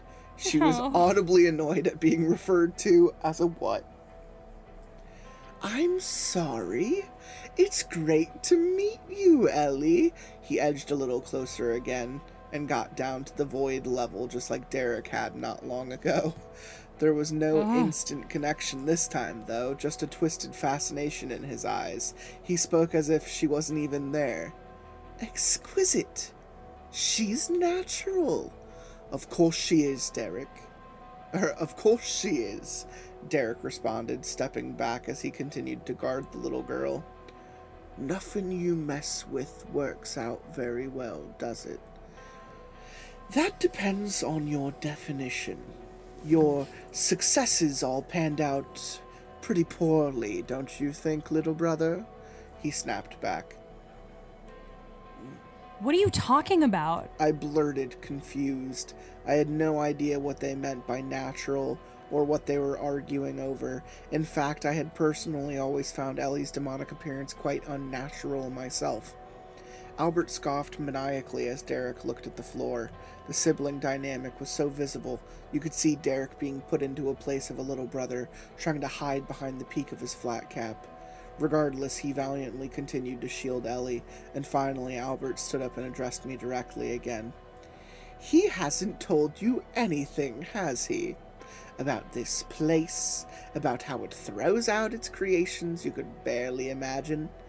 He looked around him as he referred to the building below that we had been trapped in and continued. You have no idea of the power this land has. The power it gives to people who stay. Ever wonder how Prudence Hemmings managed to throw a fully grown man off a balcony and chase you up all those stairs? At her age? Or why Mr. Prentice becomes that other thing? Or why me and my lovely brother here aren't long dead? They're just all too stupid to notice. They have no idea what's right beneath them. They won't ever realize the potential. My mind reeled at his words. Maybe the building really could change its inhabitants. To be honest, I spent more time than I'd like to admit wondering how I hadn't found it easier to escape Prue. I was permanently scarred from the altercation after all. Despite my contempt for Albert, I recognized that what he was saying made sense. I noted the residents he mentioned. All of them had spent decades in the building. It wasn't a far stretch to believe that it could have all been irreparably altered somehow.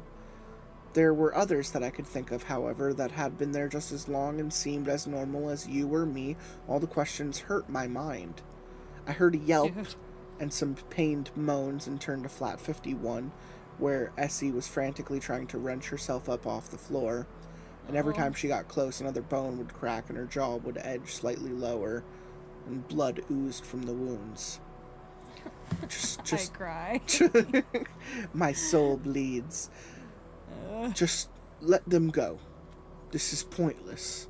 Derek tried to interrupt, to keep things moving. I wouldn't let him. Looking at my friend being tortured by her own body had only made me angry again.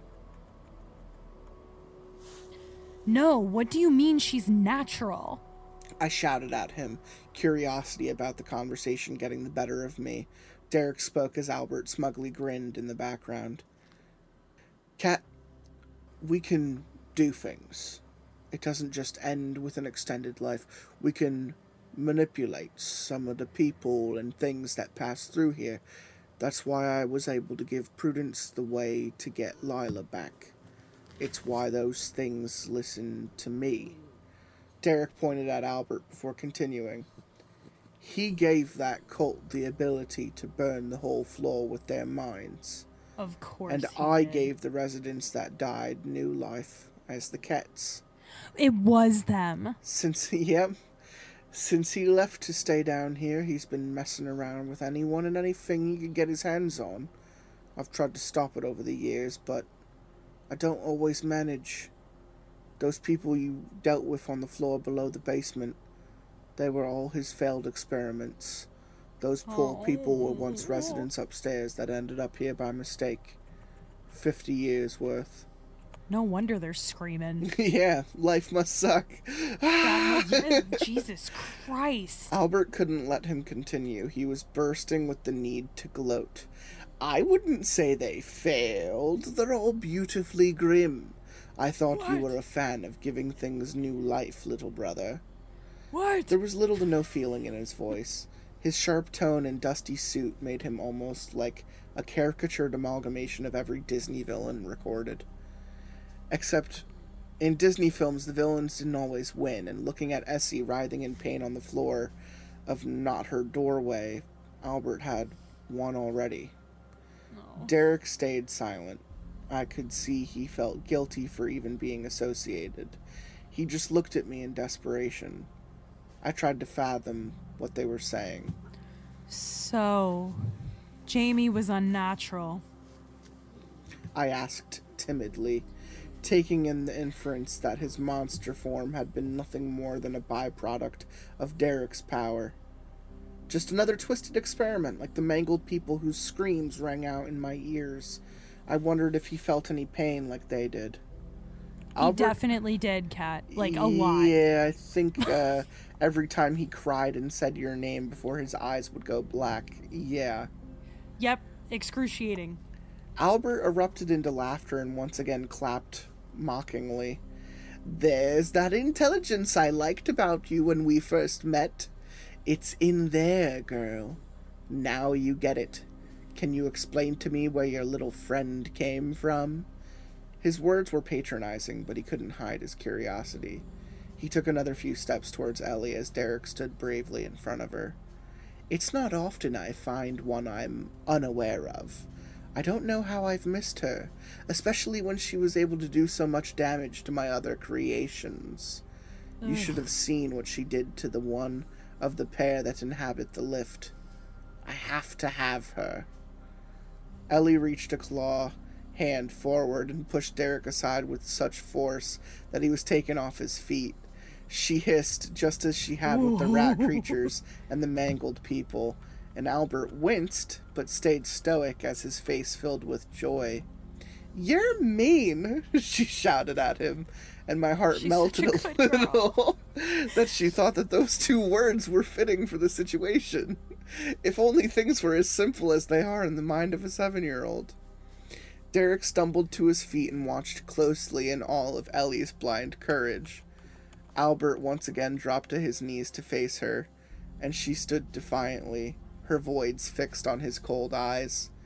He started to reach his hand out toward her, and she softly growled in response.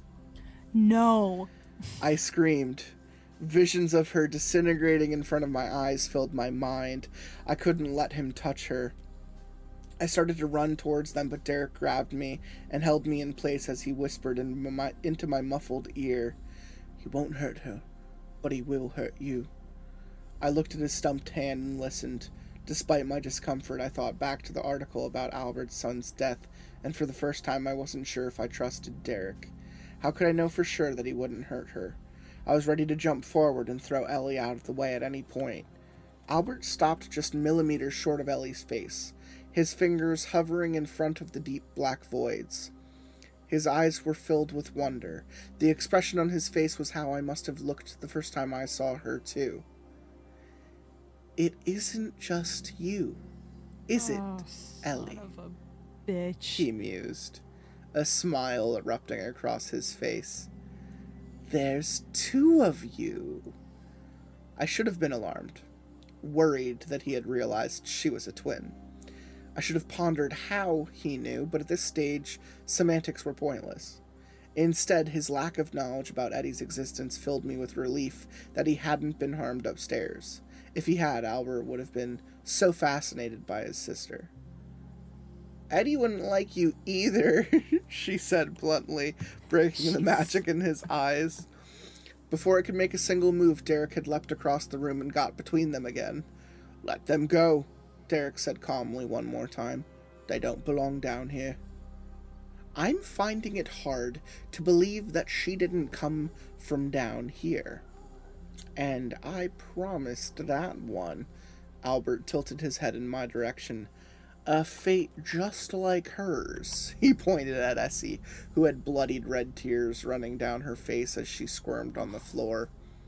I watched the jagged edge of her snapped thigh bone scrape against the carpet, pulling it further out of her skin, and I cringed hard.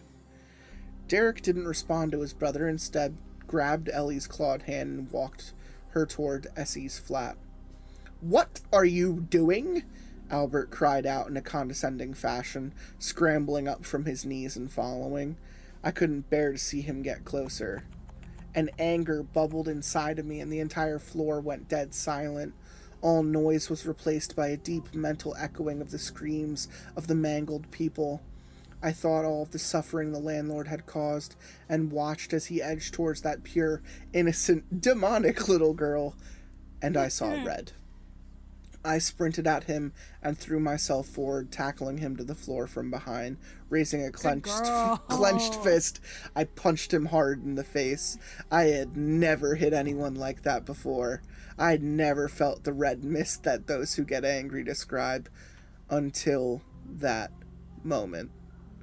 I wasn't sure what I thought my interference would do. I knew that I wasn't going to be able to kill him, and that I probably wouldn't be able to do any damage at all, but Ellie had saved me so many times already that night that I couldn't let him get to her. Albert's cold, dead-looking eyes bore into my soul, and he let out a joyless giggle as he wrestled me to the ground so that he could have the upper hand. He hovered his hand over my face, just like he had to Jamie, pinning me down with the other. I wondered if it was the last thing his son had seen before he died. Jamie, Essie, before the torture, all of them. Had this been it? Could the last real memory they had be those cold eyes? I prepared to die, since moving into the tower block it was something that I'd done more than most, but this time felt permanent. Everything but Albert went black. I squeezed my eyes shut tight and tried to think of the things I wanted to remember. The people upstairs that had become family to me. Death never came. Instead, I felt a crushing and release as someone grabbed Albert from above me and threw him against the wall. I sat up, panting in shock that I was alive. I was disoriented and my ears continued to ring. I opened my eyes. The artificial light started to penetrate the black, and all I could see was Derek's tweed flat cap on the floor beside me, and my heart stopped. The next sound I heard was familiar, but somehow bigger than ever before. I blinked a few times to see Ellie, claws raised menacingly in the air, roaring at Albert, who had grabbed his brother and had in turn overpowered him. She was much taller and wider than usual, a gigantic figure towering above all of us, and her human features that came through the demonic ones were greatly reduced. If I didn't love her so dearly, I would be tempted to describe her as terrifying and monstrous. Albert took his attention away from Derek, a smug and slimy smile forming ear to ear as he marveled at the giant girl. He moved toward her in a trance-like state. Ellie opened her mouth as she stood above Albert with her claws revealing long, sharpened teeth with prominent fangs in the front, and somehow her voids for eyes seemed infinitely deeper. And then she bit him. Her sharp fangs pierced Albert's skull, sending blood and brain matter spattering across the corridor and all over me, Essie, and Derek. She didn't stop there. Ravenously, she laid into him with her teeth, pinning him hoisted up to the wall with foot-long claws by his limbs. She had as good as crucified him and was consuming parts. The little girl can have some guts as a treat. Bone and organ littered the floor and walls, and what was left of limbs twitched as she severed nerves. I watched in horror and awe, a symphony of screaming, growling, and crunching breaking through my muffled hearing. When he stopped moving, and what remained slid down the wall, leaving a trail of blood, Ellie's size reduced as well almost instantaneously. Neither me nor Derek had any words, as the now little again demonic girl stood beside a corpse of her making. She ran toward Derek with her arms outstretched, bloodied mouth, and embraced him. He held her tightly, his kindly eyes filled with the shock of what he just witnessed. Yeah. My brother just got eaten by a little girl. He said, holy fuck. holy fucking shit, Master Wayne. Holy fuckles. After a minute or so, she broke knuckles. from Derek and turned to me and helped me up before doing the same. It felt good to know that she was safe. She stopped hugging and stood facing us before speaking, voids facing the ground. He was going to hurt us all. So we do have a couple more chapters then. This baby. This sweet little cinnamon bun. This sweet cinnamon roll just ate a grown man. Who would have like guessed a fucking... She broke herself a piece of that Kit Kat bar. And that also means that if he doesn't come back, Daddy was full of shit. Yeah, really. God damn. Okay. You can never die in this house. And then on the back of the piece of paper it said, unless you're eaten by a little demon girl.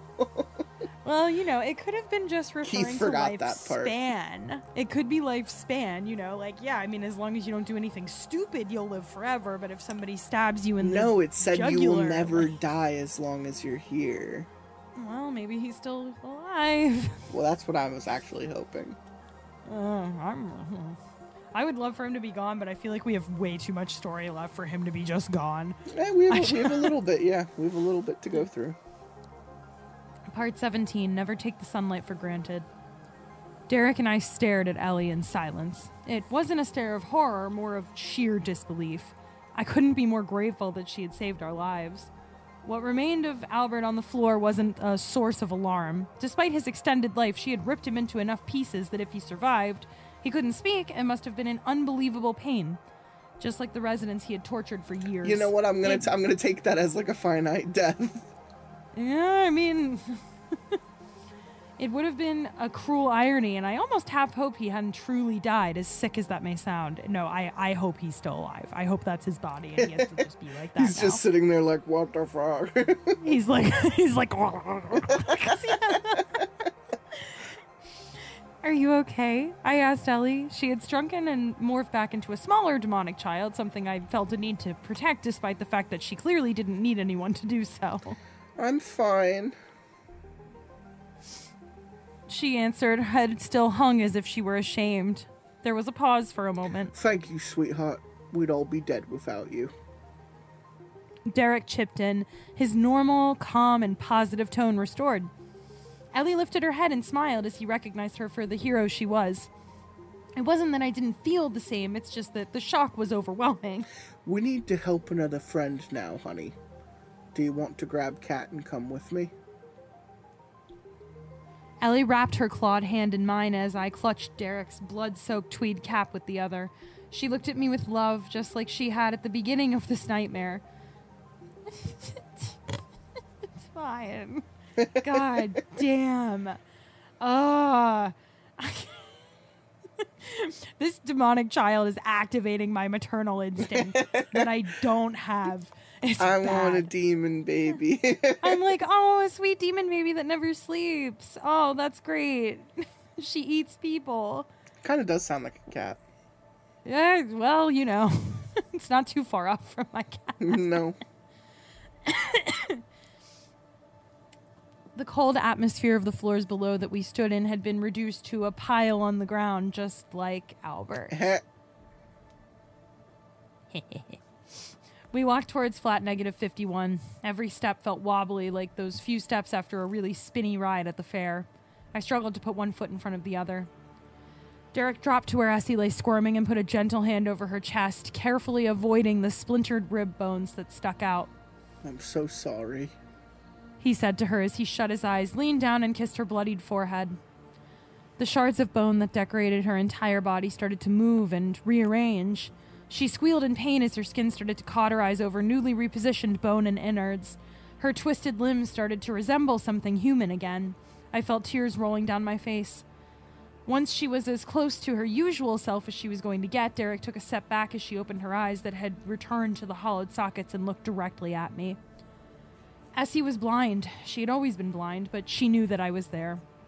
We held her gently as the three of us helped her to her sofa, an exact replica of the one upstairs, placing each bruised limb into position as carefully as we could. The bruises shone purple and green underneath the harsh, artificial lighting, reminding me that we weren't really home.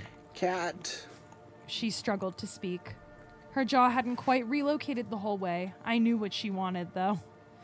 I reached into my pocket and pulled out a slightly bloody cigarette. Essie reached out with broken fingers and held it to her lips as best she could, and I put down the flat cap and lit it for her. Come on, sweetheart. We're gonna stand in the other room. Derek said to Ellie as he ushered her into the hallway and away from the smoke, leaving me alone with Miss Beckman. I'm sorry, Essie, I started. She tried to reply, but she could barely make a sound. You were right, though. He did need help. Now, no one in the block is going to have to go through what you have anymore. I'm sorry I couldn't save you. Essie puffed on the cigarette with great difficulty. She could barely close her lips around it, but she persisted. Hell yeah. With a glint in her eye that indicated this was the first pleasure she'd enjoyed in quite some time. She grunted a strained no at me. Ellie did it. I can finally take her home now. I just wish we could take you and Derek with us. I lit my own cigarette and took a long drag from it. You can no, not me. Go home. Go home. She managed, every word leaving a trail of pain in her face. Did she just try to say they can't go home? I think she was gonna say, like, you can, I can't. So okay. Just go. I cringed. Despite her better appearance, she wasn't fixed. She was in just as much pain as she had been before. I smiled at her just to try and make her feel a little normal. Speaking in fucking riddles again, Essie, I responded, trying to muster a laugh through the tears that continued to fill my eyes. She looked directly at me again, and I knew she had been serious. We finished our smoke in silence as I wept and she wheezed. Derek, I shouted after him a few more minutes with her, encouraging him back into the flat. Him and Ellie appeared within seconds. He took one look at me, nodded with tears in his eyes too, and he knew what to do. I got up from the sofa and pulled Ellie in for a hug, careful to avoid her horns, making sure that she faced me. And then I watched over her shoulder as he delicately closed Essie's eyes and the wheezing stopped. I held in a sob and clutched my young friend as tightly as I could. Derek walked towards us and put his arms around both of us for a moment in silent mourning before stepping back. Ellie looked up at me, a knowing in her voids, and she spoke. I want to go home now, Kat. Her words broke what was left of my resolve. The sobbing began, and Derek put his hand on my shoulder. He started to walk us out of the hallway, and as we reached the mess on the floor that had once been Albert outside the door of flat -42, I came to a sudden stop. No further. We need to go in here, I said, directing them into the open door of my anti-flat. Derek tried to speak in protest, but I stopped him the moment he opened his mouth. Please, just trust me. I wasn't angry or frantic like before, and I think that he knew I wasn't trying to lead us into more trouble. I recognized that I'd probably done enough of that to last a lifetime. Essie hadn't led me astray before. Her advice had been sound. I'd taken a few detours, but I got to the right place eventually. Home. Yeah. Ah. If I were to respect her death, then I had to follow the last bit of advice that she gave out. The flat was familiar. My sofa, fold-out table, and kitchen were all there, identical to the ones I'd spent so much time at. The flat was windowless, the sole indication in my confusion that I wasn't truly home. I pulled back the curtains of the balcony to reveal thick concrete behind them. It was sad, really, but I almost longed to see the window cleaner tapping on the glass, begging to be let in. I would trade his persistent harassment for my current predicament in a heartbeat. I wouldn't want to see him down here. That would terrify me. Yeah, no, because if he's like that up there, what the fuck would he look like down there? His demon form? No, thank you. No, thank you. He can stay up there, begging to come inside, running around on balconies, not cleaning windows and being really sad about it, because apparently that's his sole purpose. I felt my face sink. Whatever Essie had wanted me to see here wasn't as clear as I'd hoped. I should have anticipated that it would be easy. Would not be easy. Derek and Ellie stood in silence as I inspected every inch of the place, even down to an equally smashed copy of the prison that I kept Jamie in. Frustrated, I eventually looped back into the living room, prepared to walk out the front door and follow Derek to the basement entrance where he would leave us again. The prospect of going through all that for him to remain trapped in these layers was more disheartening than I had felt before. Wait. Why wouldn't Derek be able to go with them now? His brother is gone. It's a good fucking question. Threat unless he's talking about like the monsters for some reason. Mm-hmm. Right. Then I saw the light. It wasn't a eureka moment or some sort of religious epiphany. It was an actual physical light. It wasn't artificial like the one that had plagued our stay in the Undertower. It was real, and it was coming from the sun. How? Derek uttered in wonder as his eyes fixed on the grate that had appeared at the top of the concrete behind the sliding balcony doors. The sun flooding in lit up his whole face and electrified his kind eyes. The opening looked just the same as it had the night I found the kittens, but from the other side, its appearance was all more poignant. Who would have thought that the metal bars could signify such freedom? When it first appeared, I had never imagined that something other than a basement could exist beneath the block. Thank you, Essie. I looked up at the ceiling and imagined her smile as it had been before Albert got to her. She knew she couldn't be saved, but she made sure Derek didn't have to stay. And I knew that in her death she wouldn't have to suffer again. The grate was just large enough for a person to fit through with enough of a squeeze, and I could almost make out the shrubbery the twins and me had planted. See, you're coming too! I grinned at Derek for the first time with a bit of true joy I'd felt in quite a while. He didn't protest this time or argue at all. He just smiled back and said 2 simple words. Thank you. I pulled open the sliding door, and Ellie, who had been stood to the side, climbed the curtain with her claws as quickly as possible, like a little fucking rat. I was amazed and grateful that she didn't pull them down. I watched in awe as she wrenched the bars away from concrete, and uninterrupted sunlight poured into the lower flat. The sunlight bathed us all, and Ellie dropped to the ground at the same time as her horns and claws began to retract. I couldn't pinpoint the exact moment the voids disappeared, but they did. And there she was, massive blonde hair on her head and brown puppy dog eyes looking at us as she hit the ground with a thud. A little girl you wouldn't suspect more than a tantrum of replaced the ferocious beast that had protected me through this hellish landscape. The front door that led to the hallway where Albert's remains had lain had suddenly been replaced by a thick, blank wall, just as the lift that brought us up here had been. All that remained was the flat, the 3 of us, and the open grate. I pulled one of the chairs from the fold-out table below, and it turned to Derek. You first, so you can pull us out. He was busy staring at the newly transformed girl. There was guilt in his eyes, and he looked at Ellie more strangely than he had when she was demonic. Regardless, the connection was still there.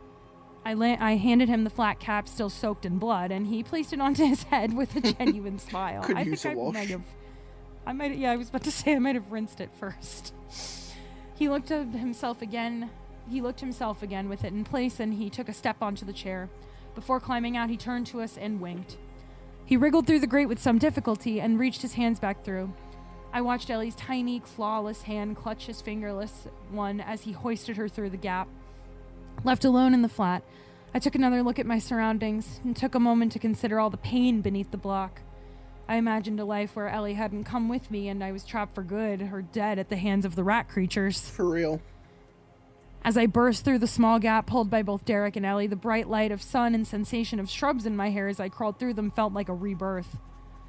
The garden was stunning. Dewdrops littered the green foliage, and the rising orange sun lit them up like fireflies. I had never been more appreciative of it.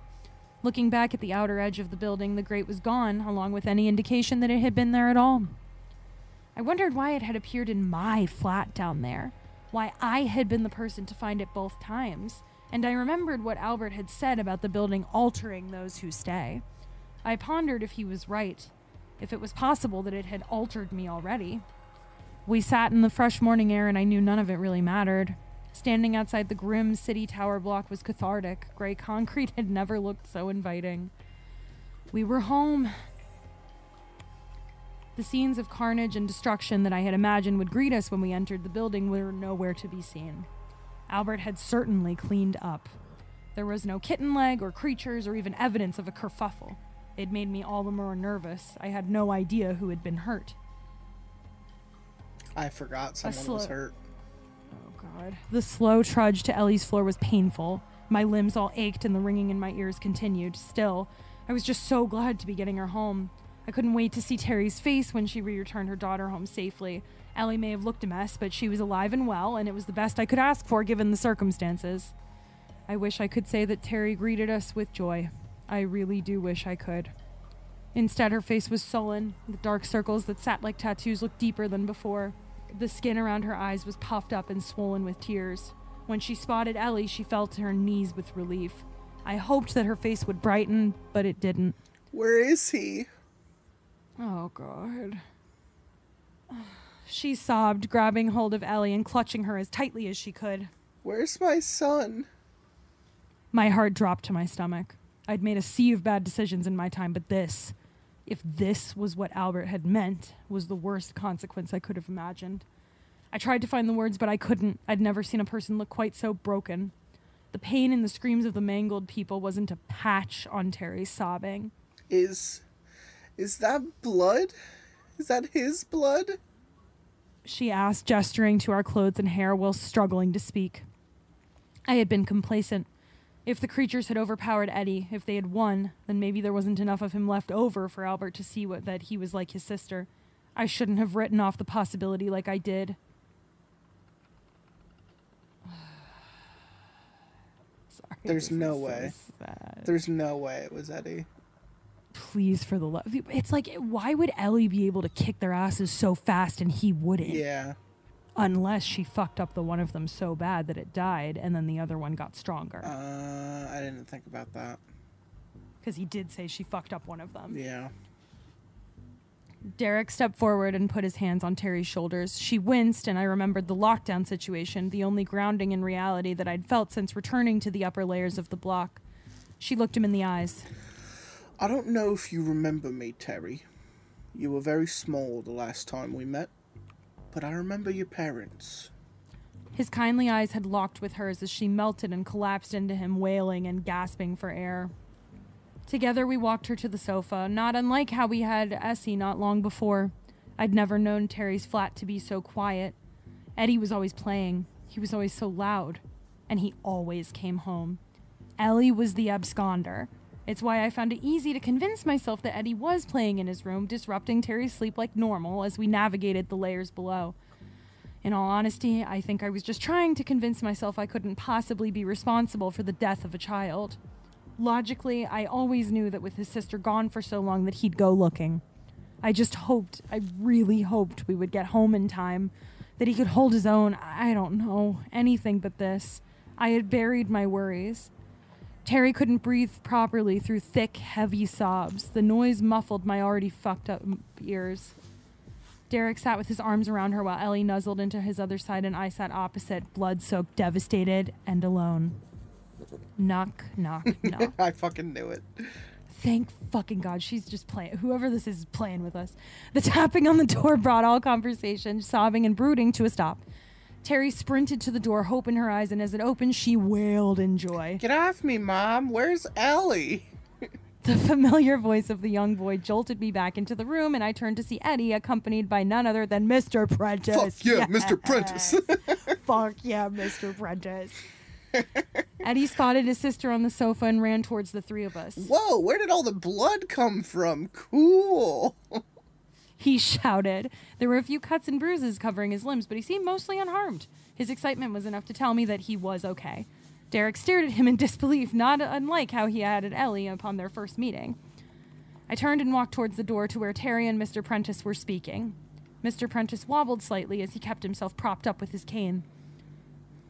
What happened? I asked. I'm not sure. I heard a lot of banging and decided I should go and check what was going on. I found him at the bottom, by that ghastly lift. I didn't recognize the man in the suit. I couldn't get close enough, but I don't understand how anyone could stand over an injured child and not help. He ran into the lift when I got closer, and you know how I like to avoid that place. I'm not sure why folk run from me sometimes, but it was probably for the best. I'm not sure what I'd have done. He's like, I don't know why anyone would be bothered, but some people are... I must have been in the nude. He said some people are pussies. Some people don't want to get fucked by a minotaur werewolf man. You know, I'm just saying, he didn't try to hurt, Nope. he helped her when he was in that form, so I'm just saying, the only people that have run from him when he's in that Prudence form. and left Kat right on the ground where she was. Mm-hmm, and she it might asked be him for a help. danger or a threat thing, like an animal threat thing. I was about to say, I mean, the only people who have run from him are people who probably needed to, so just... Fair enough. I imagined Mr. Prentice in his animal form running towards Albert. Imagining that the landlord had run scared from the beast warmed my heart. Anyway, I'm rather tired, so if you don't... Mr. P stopped as he caught a glimpse of inside the flat behind us. His eyes widened. Is that... Derek? Derek came up behind us and reached out a bloodied hand to shake Mr. Prentice's. The elderly man looked unsteady on his cane as if he had seen a ghost. It's been years. He stuttered, beaming, firmly gripping Derek's intact hand. We shall have to have a drink together, my friend. Oh, we will. Derek smiled. I'm back now. There'll be plenty of time to catch up. Terry clutched the twins tightly as the two men reveled in their meeting. I couldn't help but smile quietly to myself and think of Essie. The kids were safe, Derek was back, and Albert couldn't continue to terrorize the block.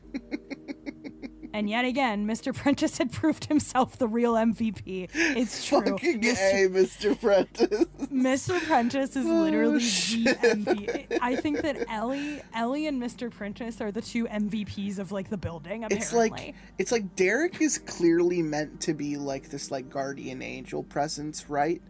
Right. But he's not the one to like pragmatically, at least not all the time, pull them out of the shit.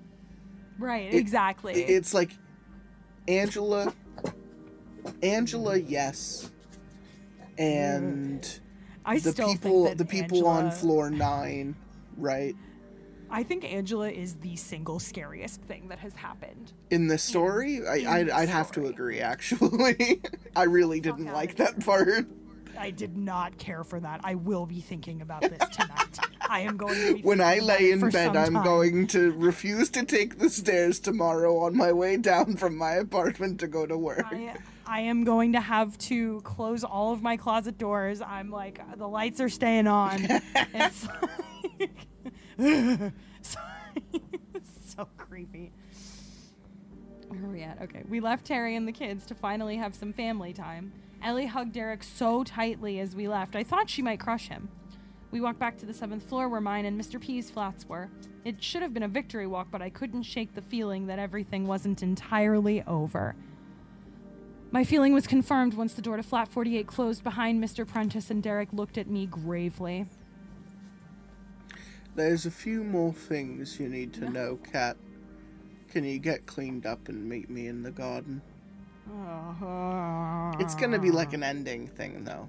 It's gonna be you're like, right. You're right. You know, like we only have so many pages, so it's gonna be like a. This is gonna describe a couple things, maybe answer a couple questions we hadn't answered. You know, we're gonna go from there. Could leave things open-ended enough for another story, but I don't know. This feels pretty final. So I'll get into that when we're done. Okay. I'll get into the author's kind of sequel works. Okay. That came after this. Part 18. This building will never be short of surprises. Another understatement. Another understatement. Every chapter has been titled with an understatement. Fucking crazy. Home didn't feel as empty as it once had. Even without Jamie or Mr. Meows, I felt more hope than I had in months. I greeted Wrinkles and Tetley, fed them, and sat down to smoke at my fold-out table. Natural sun poured in through the windows, but my home would never look quite the same after my time in the Undertower. I turned on the shower and must have stood underneath the water watching Albert's blood run down the sink for at least a half hour. Overwhelmed doesn't cover it. Shut down would be more accurate. Yep. I dithered while getting ready, exhausted, and starting to feel the lack of sleep once again. My eyes were heavy. Sitting down on the bed was fatal.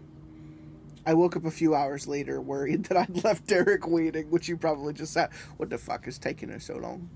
He's like, God damn it, she's dead again. She fucking fell asleep, didn't she? Fuck. I don't sleep. I rushed out of the flat and down the stairs of the garden. They were extra kind and only made me take one flight going straight from the floor to the main entrance. Oh, wow. I couldn't have been more grateful. I was exhausted. Outside on the bench, there he was. I don't know how or where he got clean, but his flat cap was as fresh as ever. I suppose after all the unbelievable things I'd learned, I shouldn't have even spared it a thought, but it was magic nonetheless. I'm sorry, I fell asleep. I shouted before he had a chance to turn his head and notice me. It's fine, Cat. I had a few things to do anyway. He spoke with a smile, the kind that you can just hear in a person's tone, and as I approached him and the garden, I realized why. I felt a lump form in my throat, and tears well in my eyes as I noticed the tiny bundle in his lap.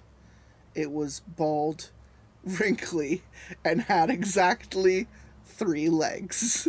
Oh, Mr. Meows. We got the kitty back. There was nothing I could do about his foot. I think the others ate that. They did. But I thought this little guy deserved another shot at life. Derek grinned from ear to ear as I stared in disbelief at the tiny cat in front of me. Disregarding their burning properties entirely, I scooped him up and held him close, only putting him down as he singed my face a little. Thoughts started to whir in my mind, but before they could ever fully develop, Derek turned to me gravely and squashed them. I know what you're thinking, but there was nothing I could do for Jamie after what Albert did. Don't apologize. I cut him off. What I did was selfish. Albert was right. Jamie died a long time ago. Sometimes I wonder if, even if I could have him back, maybe I'm a different person now to the one he knew. Derek didn't respond. He just watched while I played with Mr. Meows, tickling his belly as he rolled around, purring on my lap. I know you must still have a lot of questions, and if I'm honest, I'm not sure any of them have answers that'll satisfy. I'm no oracle. I still have questions myself, but I want to tell you all that I know. I looked at him in confusion. Almost all loose ends had already been tied, and anything else seemed almost arbitrary. But Derek did everything with purpose, so I stayed quiet and I listened. Albert and I were never close. I told you downstairs that not trying harder was my biggest regret. I've come to realize that was a lie, and it's time I faced the true regret that haunts me. I tried to imagine what he could be talking about, but I couldn't. I nodded and listened instead. When we moved in, after our father died, we continued to lead very separate lives. I worked on the garden and embraced the strange things that happened around me. I don't know why I found it so easy to accept. I've seen hundreds come through this block, and almost all of them have been horrified at first, but I wasn't. When we first got here, there were only a handful of occurrences that showed themselves. The boy that lives in the mirror, the postman, along with others, came with the building. The longer we stayed, the more we discovered. I saw it as magic, a whole new world that most people never get to see. Albert didn't see it that way. He became paranoid, always looking over his shoulder, thinking that things were out to get him. Derek took a moment to look at the grass, a sadness on his face, and I grabbed his fingerless hand to comfort him. What happened to him? He wasn't always the man you met. He was always a cold, ruthless bastard, but I would have never considered him evil. This place, the place you and I call home, it started to drive him into darker and darker places. He didn't move his family in with him. He wanted to keep them separate from his business, and although I was intent on staying here, Albert never expected to be here longer than a few months. They would come and visit, and his wife, Darla, started to express concerns to me.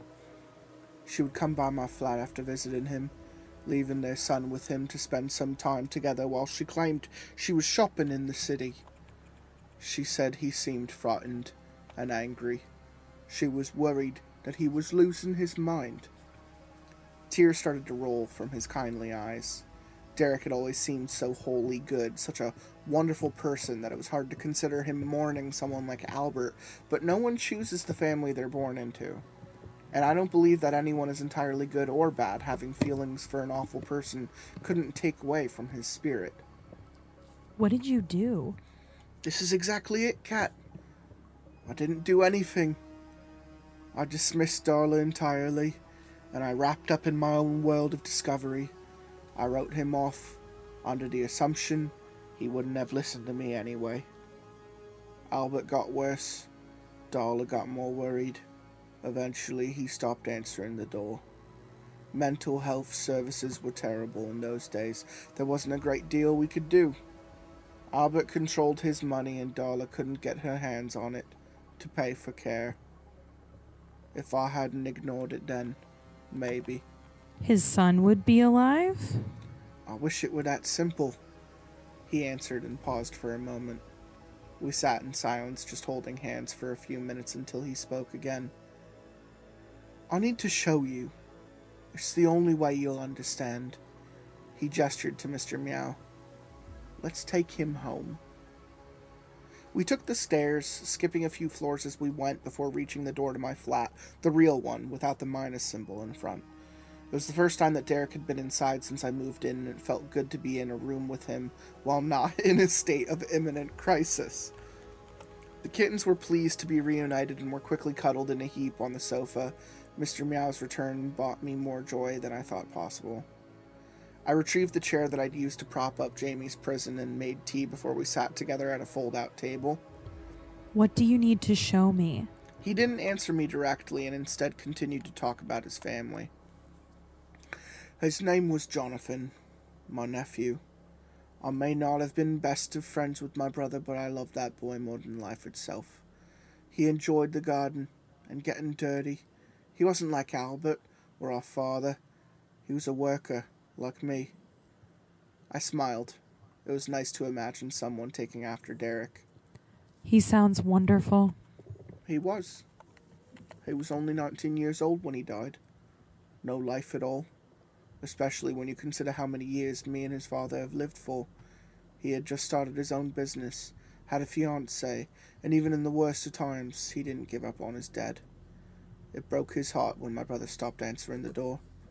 So he got creative, and he resorted to desperate measures to try and reach Albert. I started to piece things together in my head, a pit forming in my stomach, as I stopped him to ask one question that was on my mind. What was his business? Derek looked at me, shame in his eyes.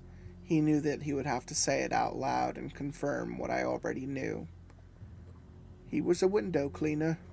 Fuck. I didn't say a word. I wasn't unsure how to respond. I racked my brain trying to comprehend what I was hearing. The knocking on the balcony door from behind the curtain started. The familiar groaning and whining sound soon followed. Derek could sense my discomfort and broke the silence. When Jonathan climbed the tower to try and see his dad, he scared him. Albert wasn't in a good way. He was edgy and defensive. I don't know what happened for sure, but that knock from outside must have really triggered something. He went outside, and he stabbed him. Multiple times with the kitchen knife. But you know that bit. It's what happened next that wasn't reported. My mouth hung open. Albert came to me. He told me exactly what he'd done. We fought. I could have killed him myself, but when I looked at him, I could see that he wasn't right.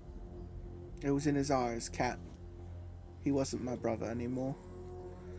I tried to reason with him and get him to hand himself in, but he refused and got aggressive with me, saying that I just wanted to get my hands on the block. I left him in my flat to calm down so I could go to Jonathan.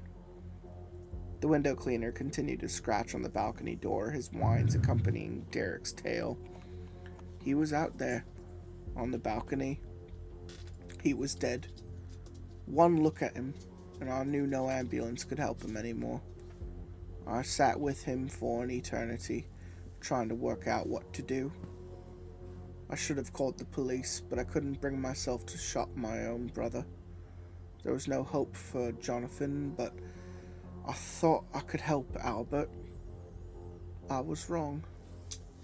When I returned to my flat, he was gone. I begged the building to help me. I would have done anything to bring Jonathan back, but wishes work in mysterious ways here. And once the body was found, Albert was already missing, and my nephew had become the monster that lives on the balconies to this day. I stopped him. I tried to process what he was telling me. But he wasn't found for days. Why didn't you call the police? Why did you tell the residents not to let him in? Confused. Love works in mysterious ways, Kat. I hope you, of all people, can understand that. I was never fond of my brother, but I did love him, and without any way of saving his son, I wanted to give him a head start. And the residents? Remembering the strict rule that Prudence had left, stating that I shouldn't let him in under any circumstances. That's where things get complicated. I didn't realize at the time, but what he became was the building's way of giving him back to me. He is what he is because of me. And when you see, you'll understand. He grabbed my hand and walked me to the balcony door, letting go and pulling back the curtain to reveal the friendly-looking man I'd always seen outside my window, collapsed against it, scratching on the glass. Upon second inspection, I could see the family resemblance, but it wasn't one that I'd ever considered possible before. Prudence had told me about her experience with him, with Derek showing her what he truly looked like. I still hadn't expected quite what I saw when Derek rested his hand on my shoulder and told me to look. The window cleaner was gaunt, with bones protruding beneath his tight, thin, grayed flesh, raw skin and wounds that were in varied stages of healing. He looked truly horrifying, but what alarmed me the most were his impossibly deep, black voids for eyes. Is it not they what were we did? We all too familiar. We fucking called this. We called this. We're geniuses. We deserve. We called this a while ago. We deserve an award. we deserve. This a we're so smart. You can't say black voids for geniuses. eyes and not have us immediately jump to that fucking distinction. Exactly. You can't do that. I don't care how obvious it was. We are both smart. We are literary geniuses. I actually don't think it was that obvious. I think they describe the rat monster's eyes as black voids. Well, I remember. Yes, they did. I think. Although they yes, changed. but they also described them as being like They would distinctly change. They would like, go from the rat-like. human to like rat-like beady. Right, exactly. Like it isn't quite the like void, like the absence of like stuff. I'm ready. I turned to stare at Derek, unsure of quite what to say as a million realizations crossed my mind. He started to speak again. I didn't want the residents to hurt him, Cat. When he gets inside, this form is revealed, and so many tried to hurt him at first.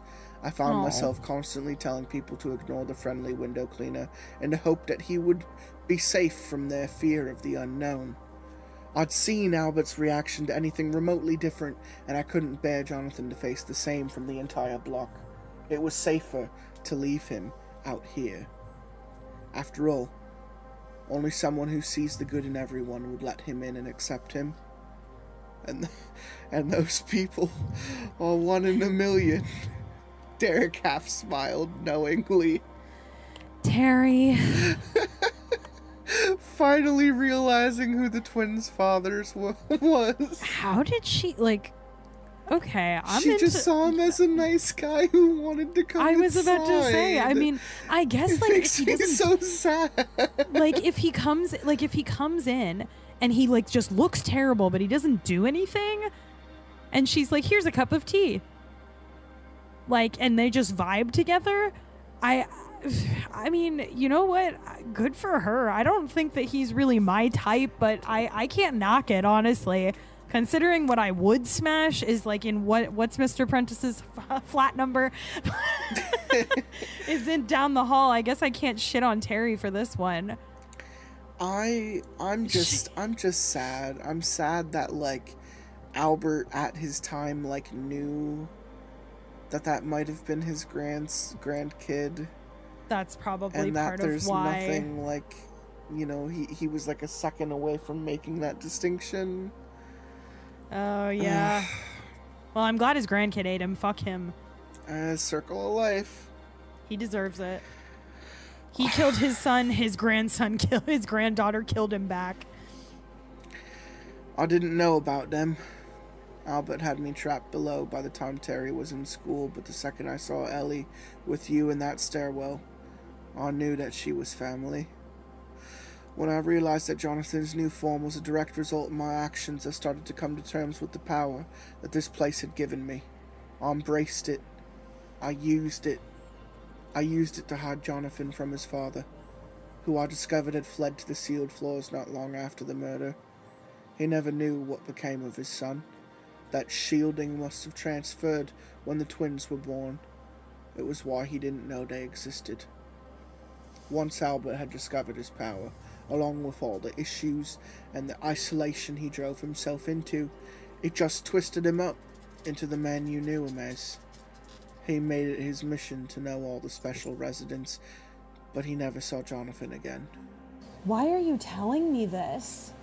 Emotion making it a little hard to speak, I wondered if Terry had continued a relationship with the window cleaner, and why she had kept so quiet about the twins' dad. I processed the fact that Ellie had not only saved my life, but in doing so she had killed her own grandfather. Oof. I couldn't judge Terry or Derek for their actions. He was right. Love works in mysterious ways, just as it had when I made my choice regarding Jamie, and when I subsequently accepted that he was gone.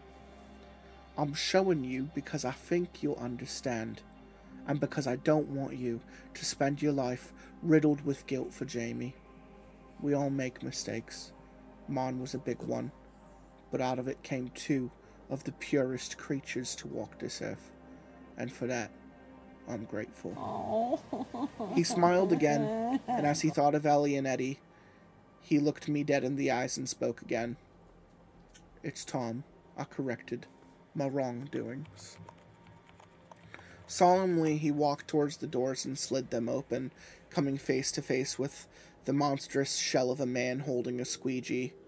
The window cleaner took a step inside, struggling to move on his bone-thin legs, and stopped millimeters from Derek's face. I couldn't help it despite what I knew. He scared me. The twins had balance. Even in their demonic form, there was a visible person there. Their father didn't resemble a person at all. The visceral reaction he ignited in me further proved Derek's point. People will generally attack what they fear. Had I been alone and let him in, I'd almost certainly done the same. I watched with bated breath as Derek wrapped his arms around the bag of bones in a warm embrace. I watched as he let out a gentle sob, and the window cleaner began to disintegrate into dust before my eyes. No! I shouted, hoping there was some other way, a happier solution, knowing full well that there wasn't. There was a heavy quiet in the room for a few moments. It was no life, Cat. I was cruel to let it continue as long as I did. Derek responded, turning to me. Although similar to the way I had watched my love disappear on our bedroom floor, Derek's action wasn't filled with malice. It was done for the sake of mercy. Derek came towards me and hugged me. I felt emotionally and physically battered, fragile, and my ears continued to ring, but regardless, with him free and with me, I felt safe. Life in the block could finally begin, with no more dark secrets hanging over me. Amongst all the death and the chaos, there was joy to be found. It's over now. A new chapter, he whispered into my ear as I sobbed tears of relief into his shoulder, and the 3 cats played at our feet. Oh. Days passed and normality started to resume. I broke lockdown in order to give Terry some rest and spend some time with the twins. It was the least of all my sins throughout this time. Yeah, that's a good point. Fucking babysitter for life. Yeah, literally. It took a lot of explaining and apologizing, but she eventually came around and forgave me for endangering her kids. It sounds simple when put like that, and I'm sure parents reading this would deem me unforgivable, but their kids aren't Ellie and Eddie, and there aren't many folks out there as forgiving and loyal as Terry. That is true. Both cases. There is no one who is as forgiving and loyal as Terry. No one. I haven't broached the subject of their paternity to her. I'm not sure if I ever will, but I hope that one day she'll feel comfortable enough to volunteer the information herself. I continue to pick items up for Mr. Prentice and take money to Carmilla at the Gnome. I'm looking forward to drink there when this is all over, although I'm sure Mr. P will drink me under the table. The kittens are happy and growing every day. Truth be told, I think Mr. Meows looks badass with his missing leg, especially knowing the heroism it symbolizes. Things had started to look so positive that I almost forgot where I lived. I had been in such a daze of relief that I hadn't noticed that the stairs had skipped floor 5 from the moment we returned from the Undertower. I probably would have gone longer in blissful ignorance if I hadn't have found myself on that floor earlier today. The black sign was the same as the one on the floors above and below that had sported a minus symbol before it. Thankfully, however, the artificial light that plagued those floors was nowhere to be seen, and sunlight poured in. I smiled when I first saw the sign, prepared myself to greet the man with a new name. But he wasn't there. His absence was a reminder that no matter how many tribulations I may have conquered, living here, there would always be another just around the corner. Instead of the man without a name, in his place was the woman, Angela. Vomit. The worst. Of course, they brought the worst fucking thing from the under building up. Literally so much worse than any of the other things. Out of all of the ways to end that, I really don't know if I like that. I'm torn because on one hand, Angela is the scariest fucking thing that I have seen in, honestly, I think any of the stories we've read, actually, I would argue. Although I did not much care for the doppelganger with the hat from that one story. The hat man, whatever, I can't remember what he was called. He creeped me out. But this lady's like next level shit.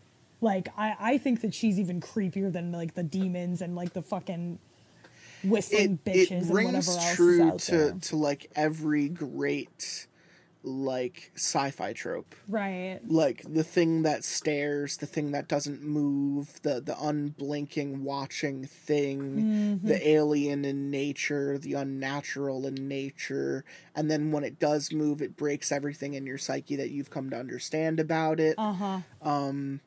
It's like a deep, dark fear that, like, a lot of people have just about, like, the unknown. Well, it's also, like, I feel like I'm super into, like, liminal spaces, like, the back rooms, all of that bullshit, and that is the most, like, backrooms-ass demon, like, I have ever seen in my life.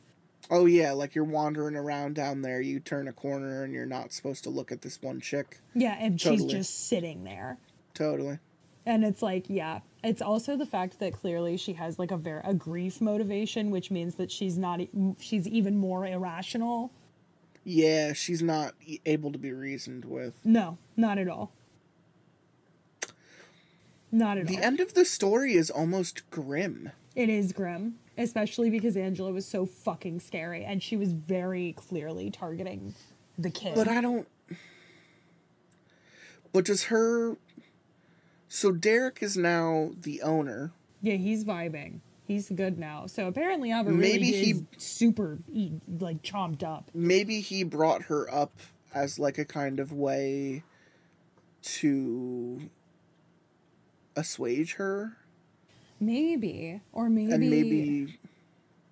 Yeah, but wouldn't it have been better to end the story with I saw Angela and the man from floor 5 holding each other? Yeah, or like even if isn't they were that just, the ending you want? Even if they were just like sitting next to each other, not doing anything. Holding hands. Like, or just like anything. Literally just them sitting next to each other, not touching but staring into space at the same time. And it's like, wow, relationship goals.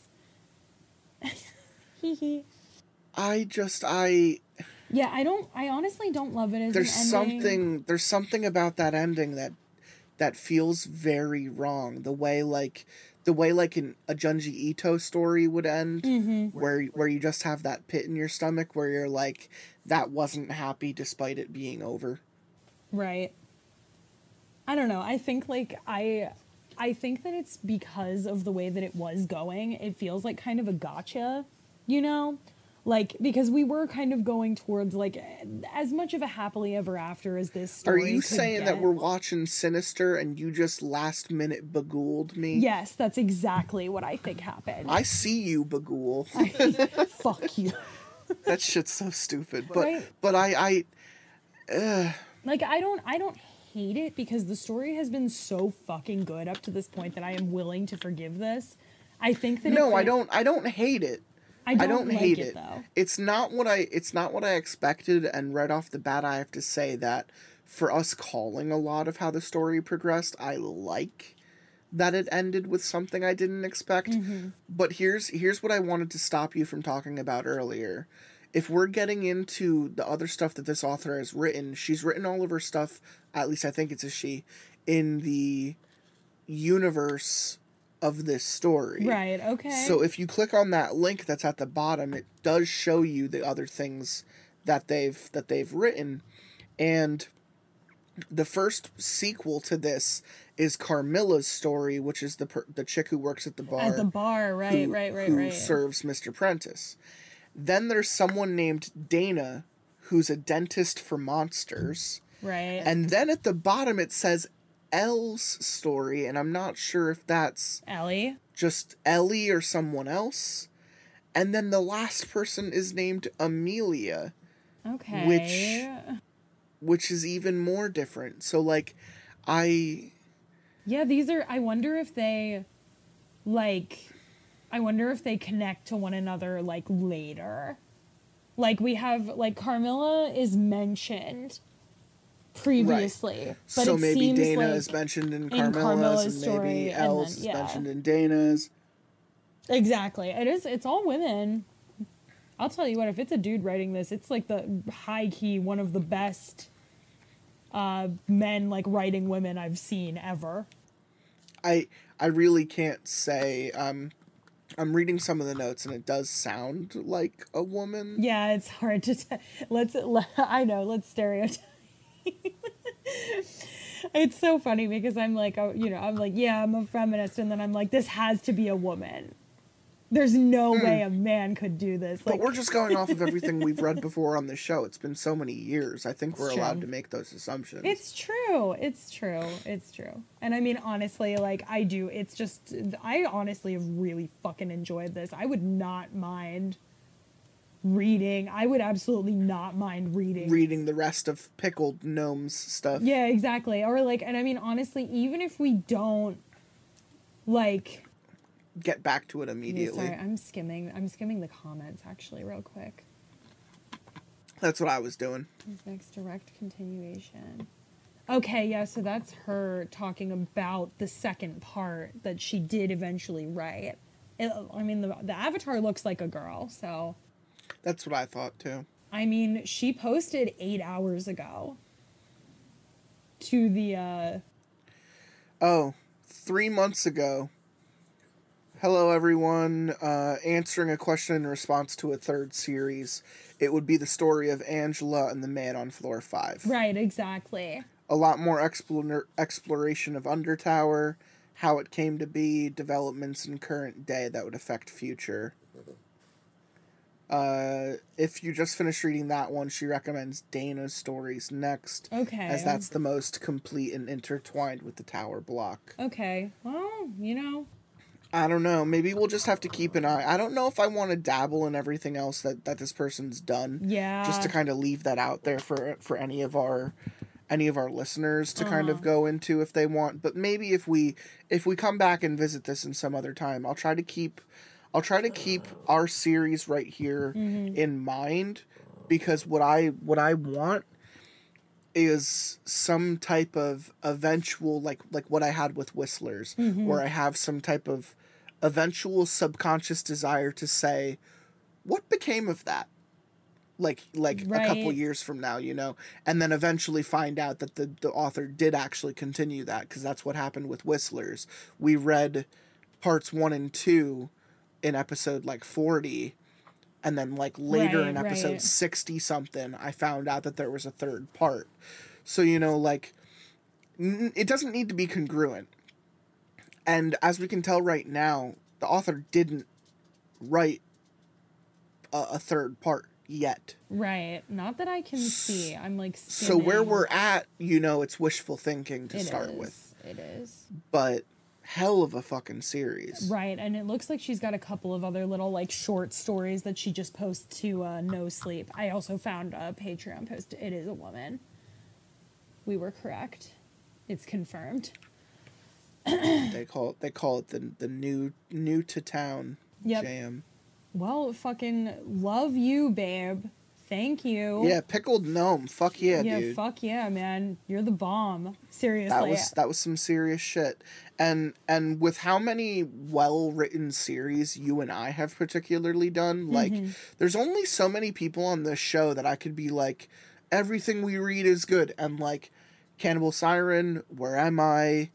Django Phillips, Tenron Otrin, like, you know, it's just like, we constantly find ourselves in situations where people go off left fucking field and run with it.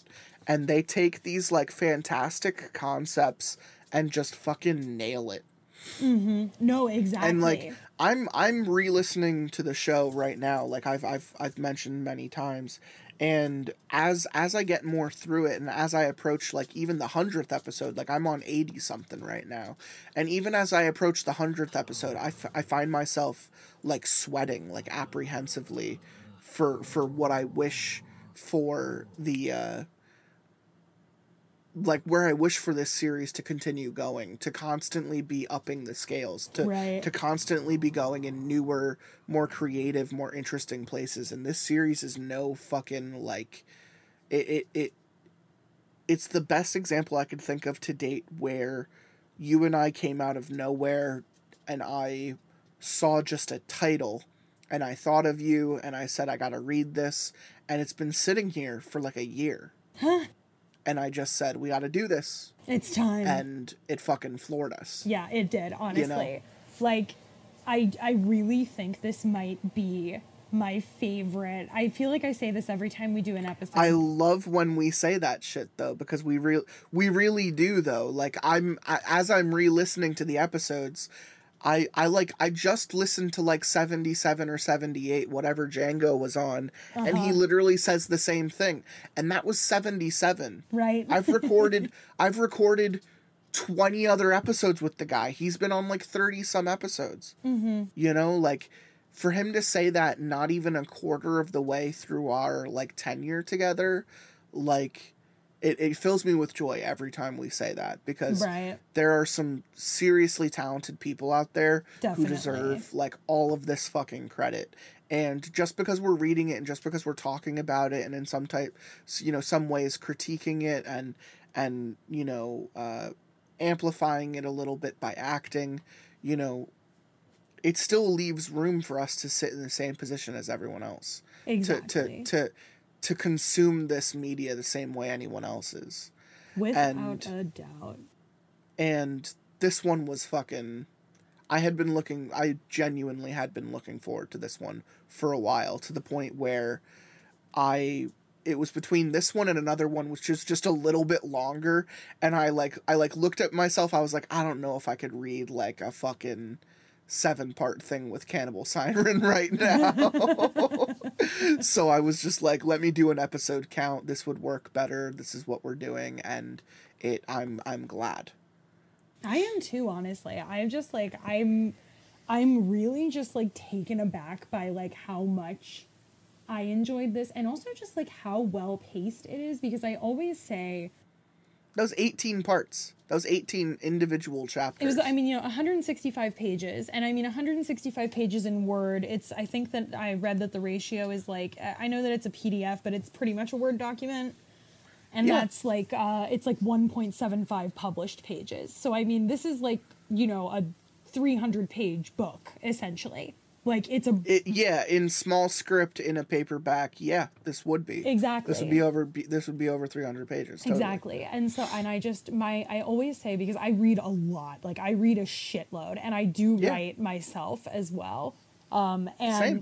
I say all the time that my biggest and most common problem that I have with every single like story, specifically like written mediums, is pacing. That's always like the biggest issue. Half the time when I have a problem with a book, even if everything else is perfect, the pacing always just feels a little off. And in this particular story, it never felt off to me, ever. Each chapter, there were some chapters that were like 10 pages longer than other ones. Didn't fucking care. No, it didn't matter. Didn't fucking care. It was all in service to the plot. It was all in service to the story. In fact, if I read a little bit longer than you did and you read a little bit longer than I did, couldn't even really notice it. Yeah, I didn't notice. From episode to episode, couldn't really even notice it. Exactly. And like, especially with like the way that the narrative arcs kind of happen, they all sort of meld into one another really, really well. And we had the first hint about the window washer being the kid's dad in like the beginning of like the first part. It was when Prudence talked about exactly when Prudence talked about what he like really looked like. You could tell that the person who wrote this, they really kind of sat back and did the storyboard. Mm-hmm. Yeah, here's really the line, thought here's the question, here's the answer. When am I going to give it? I don't know. Exactly. And when would it mean the most, when it would be the most relevant, when is this going to have the most dramatic effect? Really, just really great. I definitely just really great. Yeah, really fucking. I just like really fucking like mapped this one out and made it work in the best possible way. And there was a lot of like really good symbolism. Like the creepy stuff that she chose to do was very creepy. Like every monster or every like weird happening that always came out of nowhere. Yeah. It came out of very different. Right, but that's good the thing, variety. Though, is that it A, came out of nowhere, which is always good. We love a surprise. B, they were all unique. They were really, really unique. Like most of the stuff like is stuff like, and some of them follow tropes, but the actual like construction of the monsters and of the building and of the happenings is very, very different from stuff that I've seen before. and also like their hostility also ranges, which I think makes it more interesting, because you have some stuff that is just like weird and annoying, but not really like a problem. And then you have some stuff that's a fucking problem in all caps. Just because you mentioned Backrooms earlier, and now that I know that you're interested in that, I actually wrote a bunch of like liminal short stories myself because I like it so fucking much. I actually based my first Dread campaign off of Backrooms. Nice. But we haven't played that yet. I don't know if that's going to be the episode 50 cap off. I don't know yet. I'll cut that if it doesn't end up being that. Okay. I invited like 6 people. I crafted their characters. I wanted them to play Dread, which is the Jenga tower. Yeah. And I wanted to have them try to get through like an experience, which is essentially like Backrooms and Cube, like had a baby. Oh, sexy. I love it. And so I just wanted to ask, just to dip my toe into something further, because I just kickstarted this one. They're selling in paperback a compendium of, I would say not all of them, but like greatest hits with really great artwork of the SCP Foundation. Right. Are you familiar with SCP? Extremely, yes. Okay. I just they sold like oversized hardbacks for like 100 a piece like a year ago, and I just didn't want to spend that much money on books. Right. And now they're doing, or maybe they're like $60 to $80, regardless. They're doing $25 hardbacks with like art from artists all over the world, doing like specific breakdowns about specific, Keter and passable classes. And like I immediately pressed back. Like I immediately put my name, my card, my info down, and I said, I need these books on my shelf. This is like a world I've always wanted to dive more into, that I only vaguely know some of the worser aspects of, but I want to know the goofy side. I want to know the funny side. I know of them, but I want to read them. I want to consume them. Right. And like, if you hadn't known of SCP at all, I would highly, highly, highly recommend just kind of putzing around maybe YouTube for people who are very well versed in it, much more better than I am, to kind of have them explain some of the, and this is a recommendation to the entire audience too. I've brought it up numerous times in older episodes, but like, look up SCP Foundation shit online. It is a treasure trove of both the terrifying and the hilarious in unnatural and supernatural occurrences. Right, exactly. And the reason I mention it is because that's how this series made me feel. Yeah, I completely agree with you. You never quite know which rooms are going to hold, or which hallways or which floors or which elevators are going to hold like a Keter class enemy. A fucking whole thing. Yeah. So it's like that kind of always persisted in my mind, but I wasn't able to find the best way to talk about it until now, and it's fresh in my mind now because I literally just bought those books. So shout out to that Kickstarter if it's still up by the time this episode comes out, which I don't think it will be. I think it finishes in the end of September, and now I feel bad. But buy them if they're available in paperback anywhere, because the people who came together and put together those materials are very talented people. Agreed, completely. And the SCP Foundation shit is just a treasure trove of fun and creative and terrifying fiction. Right, exactly. And it's funny because, like, I'm a self-proclaimed baby. Huge, everything scares me. I don't do haunted houses. I don't do any of that shit. I can't. It makes me like, I'm throwing up, I'm crying, I'm screaming. I can't deal with it. I don't watch horror movies generally. But I love like reading this shit, and I can do video games if I'm watching someone else playing them, but I require a security blanket.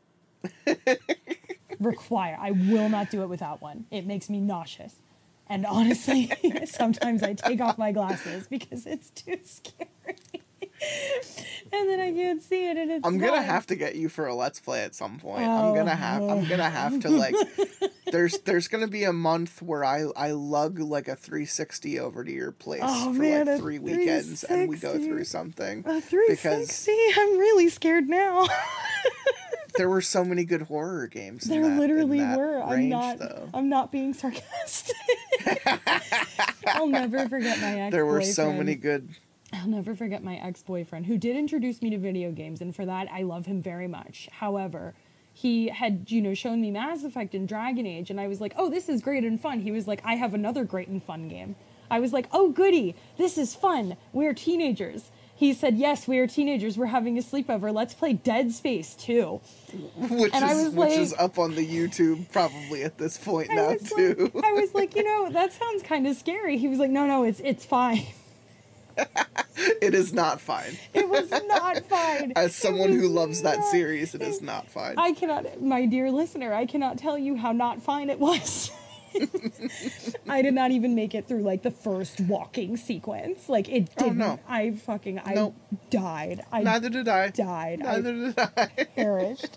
Literally and physically. However, I love so much the existence of these like creepy, unnerving, weird things, and I love how complicated these stories can get.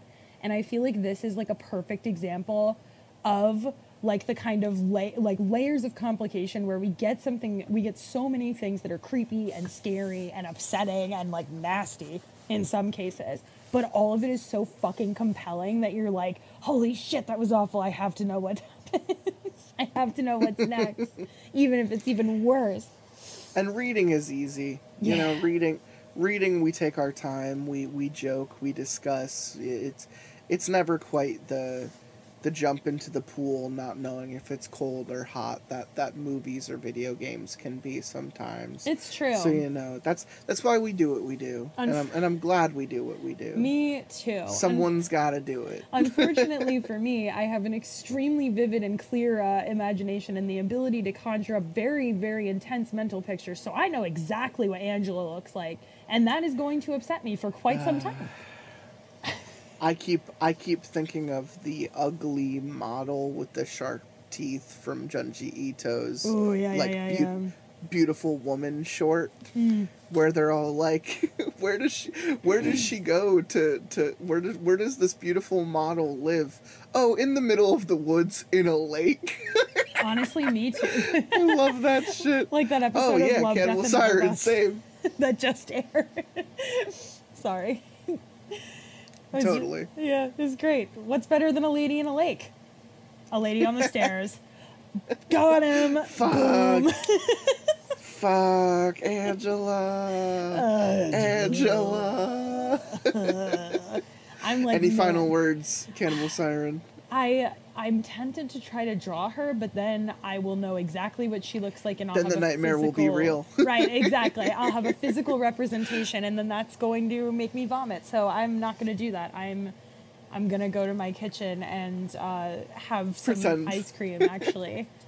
Pretend this didn't happen. Yeah, and I'm going to turn on all the lights, and it's fine. And I'm going to get a text from you on Saturday. When can we finish the story? I'm going to be like, I'm 26, and I'm in my apartment sleeping with all the lights on because I read a story that was a little too scary for me, and that's okay. That is okay. That's the message we do need to continue telling our listeners. Oh, I also apparently found out that I do have limits to the monsters I'll fuck, and it's Terry taught me that today. So thank you, Terry. Are you saying you wouldn't fuck the window cleaner? I don't think I could do it. I think I would draw the line.